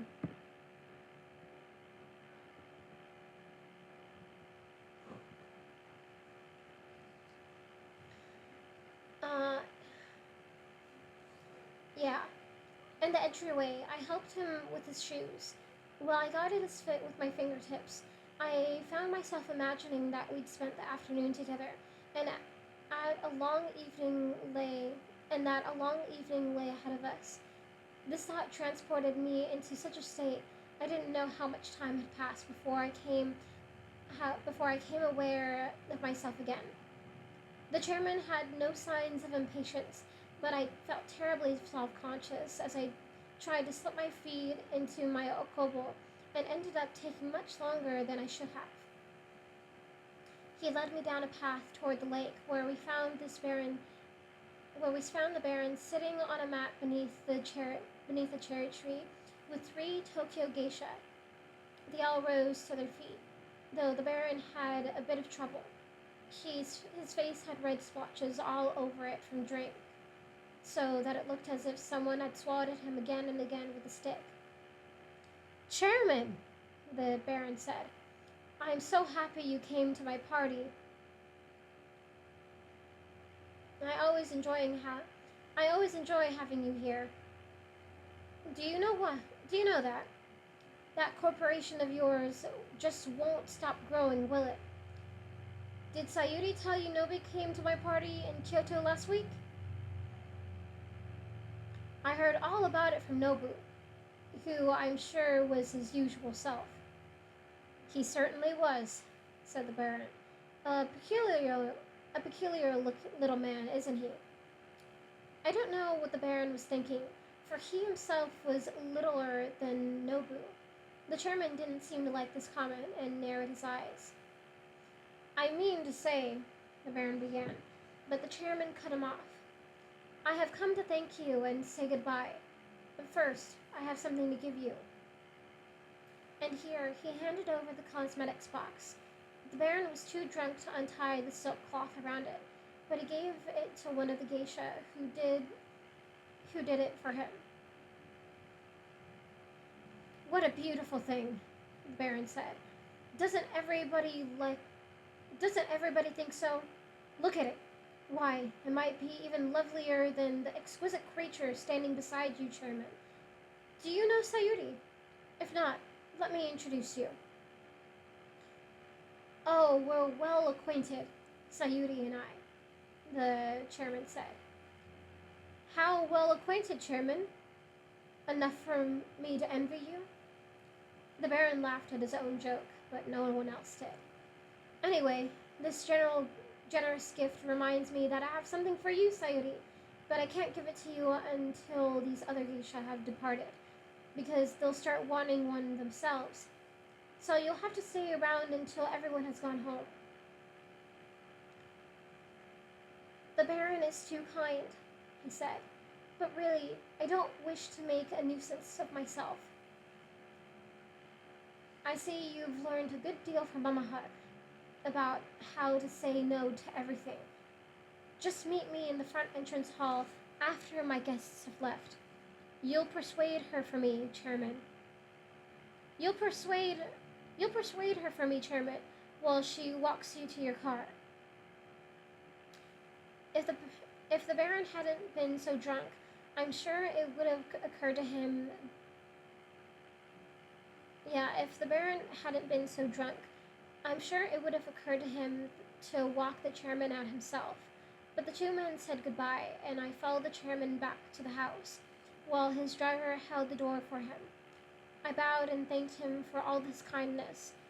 He was about to get into the car, but he stopped. "Sayuri," he began, and then seemed uncertain how to proceed.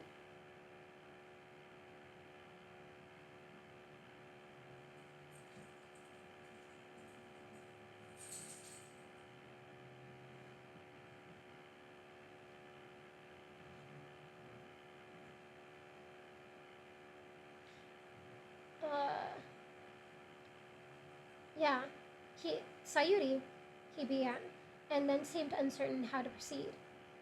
What was Mama, what has Mama told you about the Baron?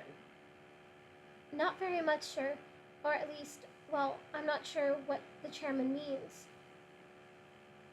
Is Mamaha a good older sister to you? Does she tell you the things you need to know? Oh, yes, Chairman. Mamaha has helped me more than I can say. Well, he said, I'd watch out if I were you, when a man like the Baron decides he has something to give you. I couldn't think of how to respond to this, so I'd said something about the Baron being kind to have thought of me at all. Yes, very kind, I'm sure. Just take care of yourself, he said, looking at me intently for a moment, and then getting into his car. I spent the next hour strolling among a few remaining guests, remembering again and again all the things the chairman had said to me during our encounter. Rather than feeling concerned about the warning he had given me, I felt elated that he had spoken with me for so long. In fact, I had no space in my mind to think.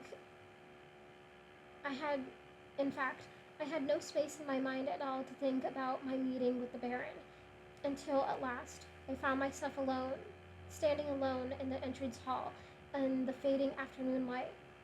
I took the liberty of going to kneel in a nearby tatami room, where I gazed out at the grounds through a plate glass window. 10 or 15 minutes passed. Usually the Baron comes striding into the entrance hall. I felt myself go sick with worry the moment I saw him, for he wore nothing but a cotton dressing robe. He had a towel in one hand, which he rubbed against the... let me say that again. 10 or 15 minutes passed. Finally, the Baron came striding into the entrance hall. I felt myself go sick with worry the moment I saw him, for he wore nothing but a cotton dressing robe. He had a towel in one hand, which he rubbed against the long black hairs on his face that were supposed to be a beard. Clearly, he just stepped out of the bath. I stood and bowed to him. Sayuri, do you think what I fool... Sayuri, do you know what a fool I am? He said to me. I've had too much to drink. And that part was certainly true. I forgot you were waiting for me. I hope you'll forgive me when you see what I've put aside for you. The Baron walked down the hallway toward the interior of the house, expecting me to follow him, but I remained where I was, thinking of what Mamaha had said to me, that an apprentice on the point of having her mizuwage is like having a meal served on the table. The Baron stopped. Come along, he said. He said to me, Oh, Baron, I really mustn't. Please permit me to wait here. I have something I'd like to give you. Just come back into my quarters and sit down, and don't be a silly girl. Yeah, and don't be a silly girl.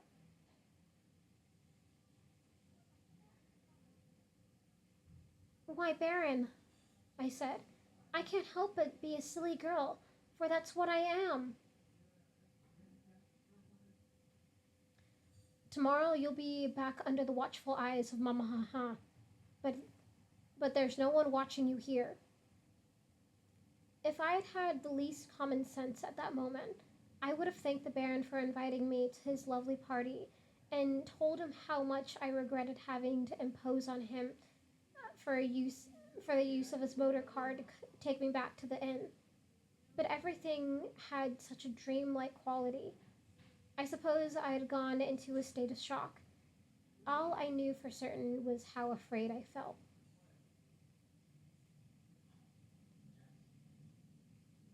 Come back with me while I dress, said the Baron. Did you drink much sake this afternoon? A long moment passed. I was very aware that my face felt as though it had no expression on it at all, but, but simply hung from my head.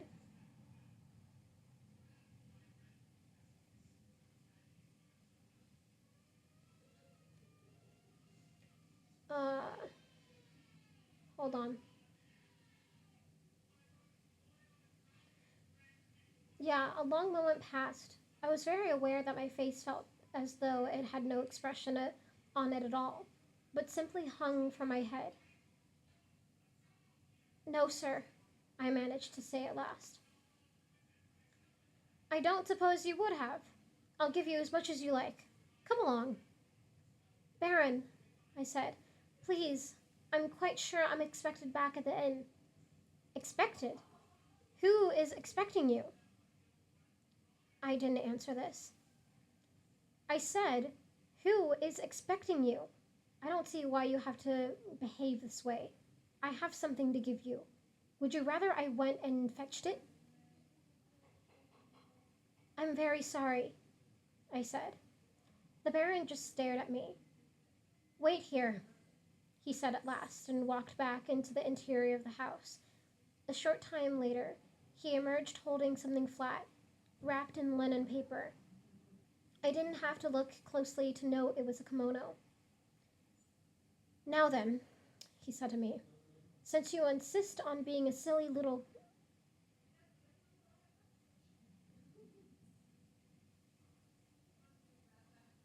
Yeah, now then, he said to me, since you... Hold on.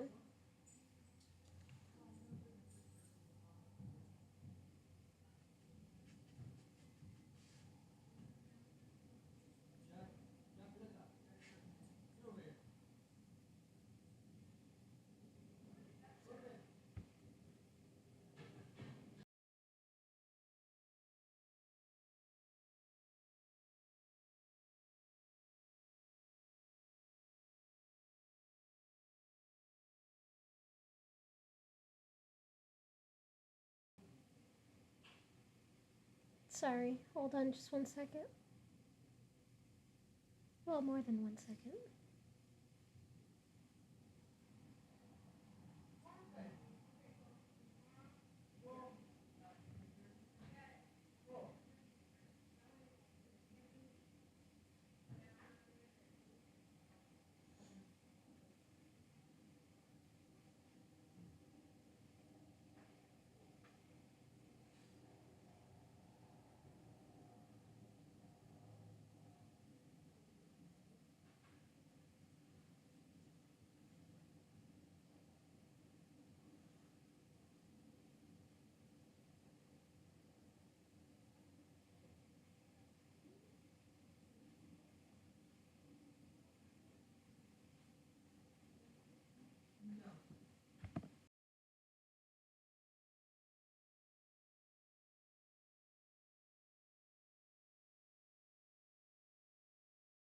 Okay, sorry about that.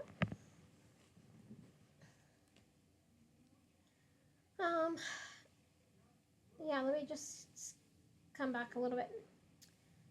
The Baron just stared at me. Wait here, he said at last, and walked back into the interior of the house. A short time later, he emerged holding something flat, wrapped in linen paper. I didn't have to look closely to know it was a kimono.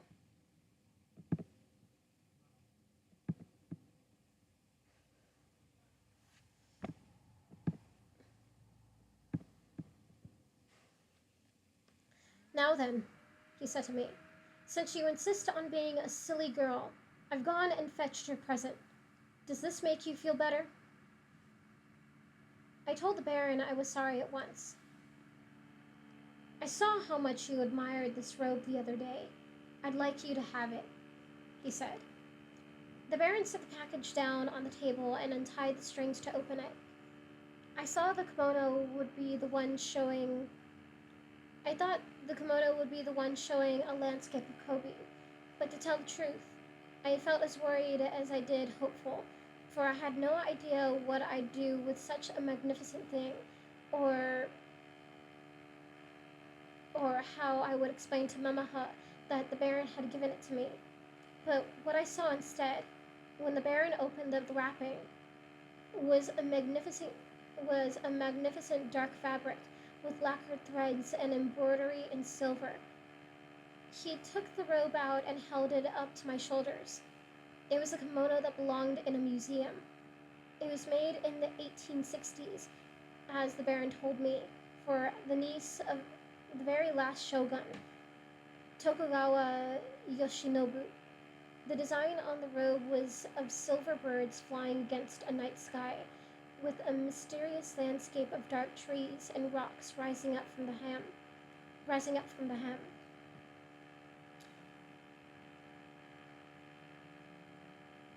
"You must come back with me and try it on," he said. "Now don't be a silly girl. I have a great deal of experience tying an obi with my own hands. We'll put you back into your kimono so that no one will ever know." I would gladly have exchanged the robe the Baron was offering me for some way out of the situation, but he was a man with so much authority that even Mamaha couldn't disobey him. If she had no way of refusing his wishes, how could I? I could sense that he was losing patience. Heaven knows he'd certainly been kind in the months since I had made my debut, permitting me to attend to him while he ate lunch and allowing Mamaha to bring me to the party at his Kyoto estate. And here he was, being kind once again, offering me a stunning kimono. I suppose I finally came to the conclusion that I had no choice but to obey him and pay the consequences, whatever they might be. I lowered my eyes to the mats in shame, and in this same dreamlike state I'd been following all along. I became aware of the Baron taking my hand and guiding me through the corridors toward the back of his house. A servant stepped into the hallway at one point, but bowed and went back the moment he caught sight of us. The Baron never spoke a word, but led me along until we came to a spacious tatami room, lined along one wall with mirrors. It was his dressing room. Along the opposite side wall were closets, with all their doors closed. My hands trembled with fear, but if the Baron noticed, he made no comment. He stood before the mirrors and raised my hand to his lips. I thought he was going to kiss it, but he only held the back of my hand against the bristles of his face, and did something I found peculiar. He drew my sleeve up. He drew my sleeve above my wrist and took in the scent of my skin. His beard tickled my arm, but somehow I didn't feel it. I didn't seem to feel anything at all. It was as if I were buried beneath layers of fear and confusion and dread. And then the Baron woke me from my shock by stepping behind me and reaching around my chest to untie my obijime. This was the cord that held my obi in place. I experienced a moment of panic now. I experienced a moment of panic now that I knew the Baron really intended to undress me. I tried saying something, but my mouth moved so clumsily I couldn't control it. And anyway, the Baron only made noises to shush me. I kept trying to stop him with my hands, but he pushed them away and finally succeeded in removing my obijime. After this, he stepped back and struggled a long while with the knot of the obi between my shoulder blades. I pleaded with him not to take it off, though my throat was so dry that several times when I tried to speak, nothing came out. But he didn't listen to me, and soon began to unwind the broad obi, wrapping and unwrapping his arms around my waist. I saw the chairman's handkerchief dislodge itself from the fabric and flutter to the ground.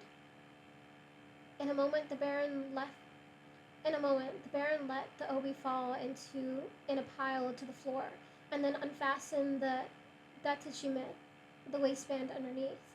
I felt the sickening sensation of my kimono releasing itself from from my waist, from around my waist. I clutched it tight with my arms, but the Baron pulled them apart.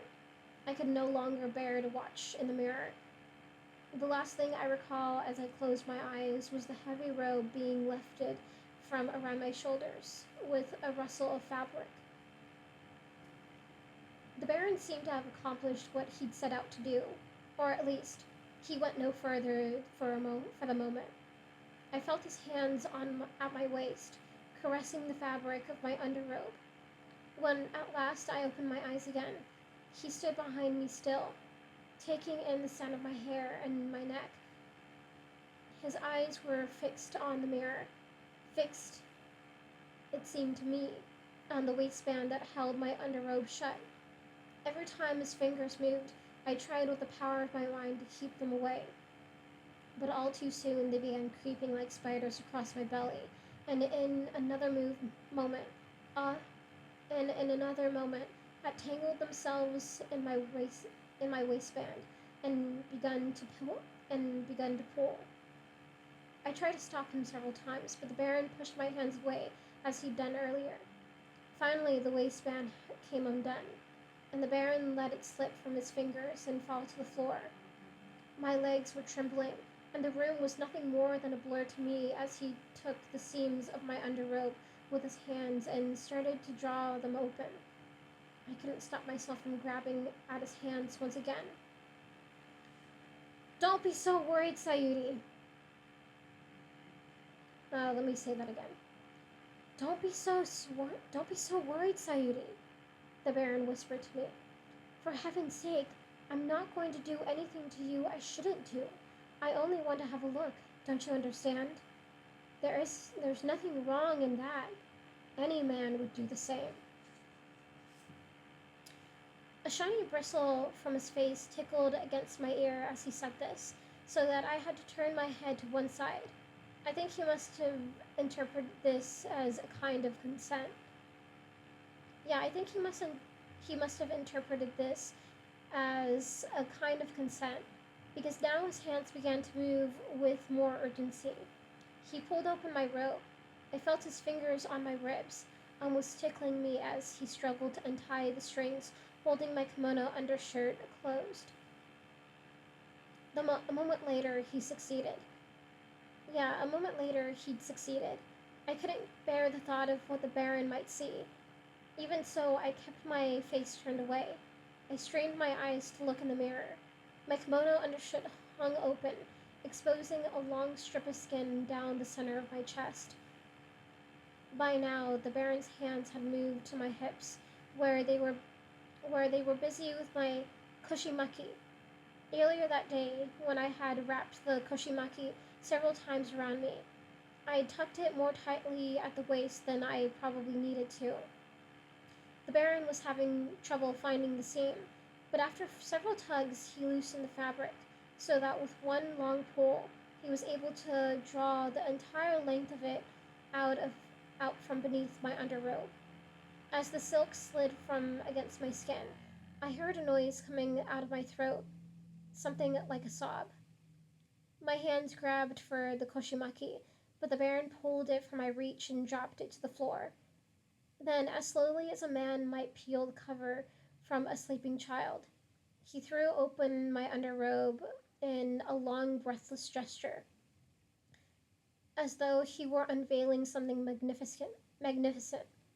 I felt a burning in my throat that told me I was on the point of crying, but I couldn't bear the thought that the Baron would see my nakedness and also see me cry. I held my tears back somehow at the very edge of my vision, and watched the mirror so intently for that long and watched the mirror so intently that for a long moment I felt as though time had stopped. I certainly never seen myself so utterly naked before. It was true that I still wore unbuttoned socks. It was true that I still wore buttoned socks on my feet, but I felt more exposed now, with the seams of my robe held wide apart than I'd ever felt even in a bathhouse, while completely unclothed. I watched the Baron's eyes linger here and there on my reflection in the mirror. First, he drew the robe. First, he drew the robe still farther open to take in the outline of my waist. Then he lowered his eyes to the darkness that had bloomed on me in the years since I'd come to Kyoto.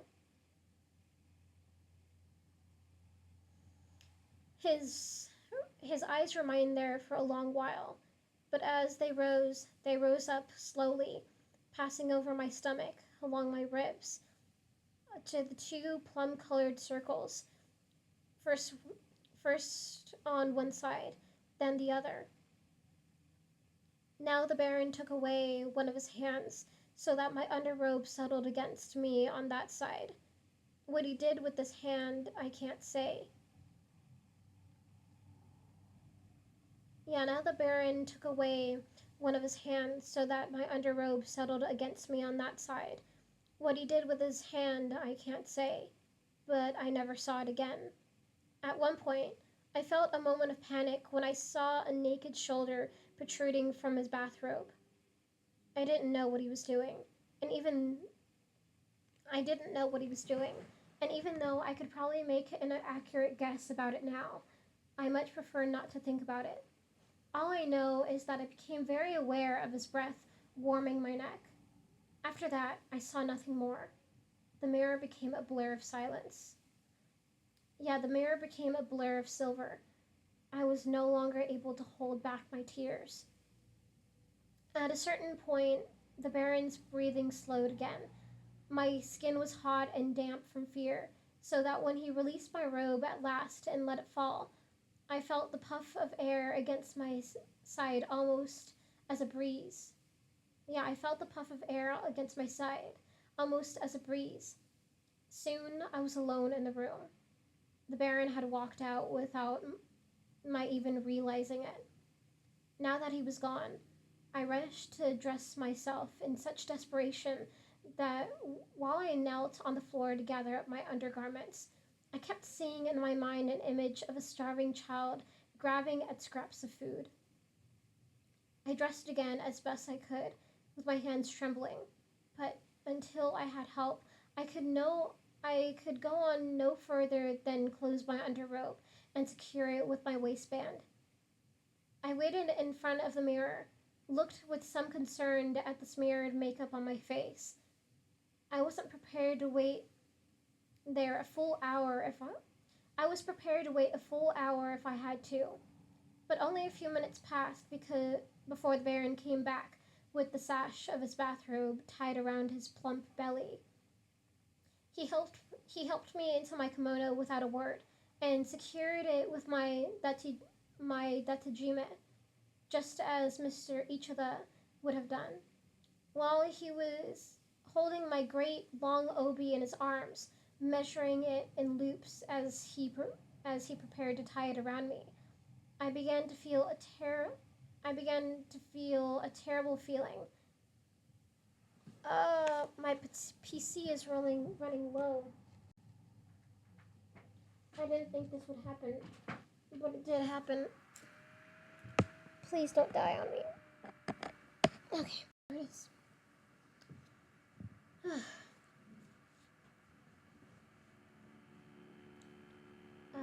Where was I?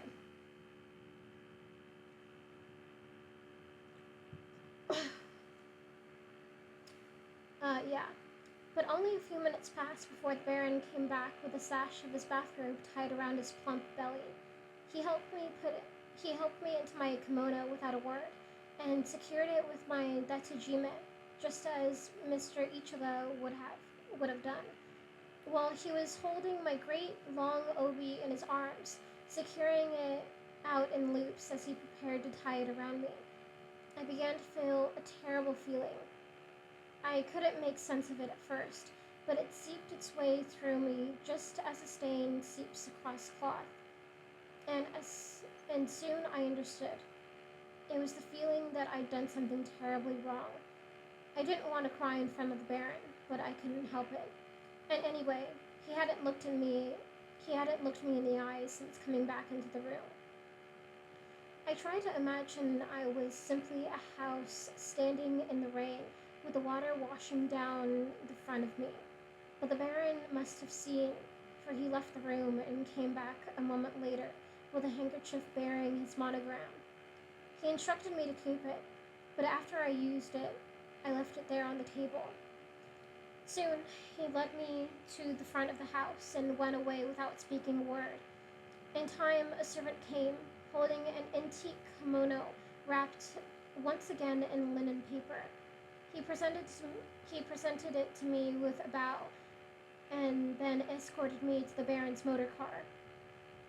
I cried quietly in the back seat on the way to the inn, but the driver pretended to take no notice. I was no longer crying about what had happened to me. Something much more frightful was on my mind.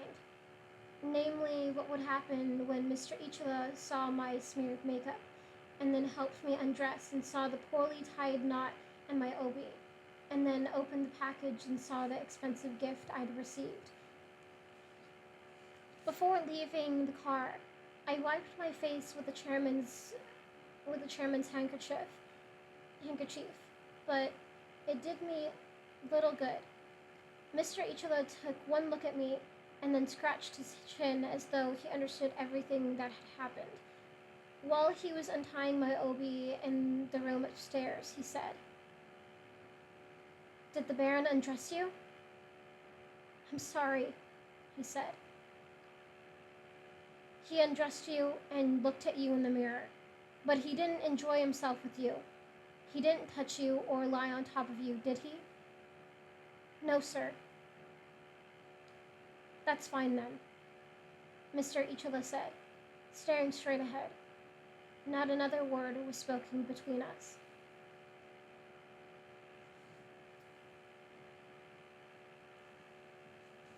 That is the end of that chapter.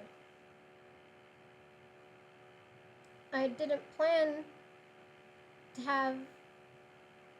As soon as I read what the chapter was about, I'm like, oh, this is the chapter we're going to be ending on. How unfortunate.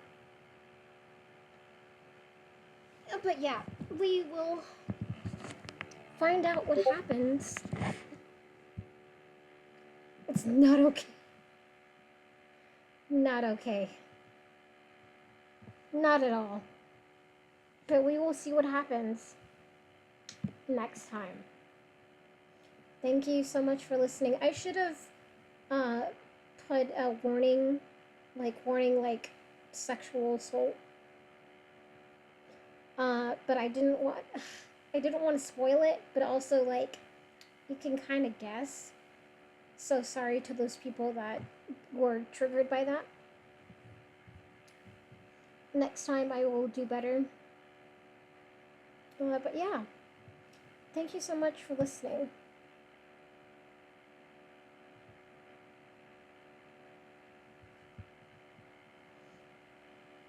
Put in this. Yeah, probably.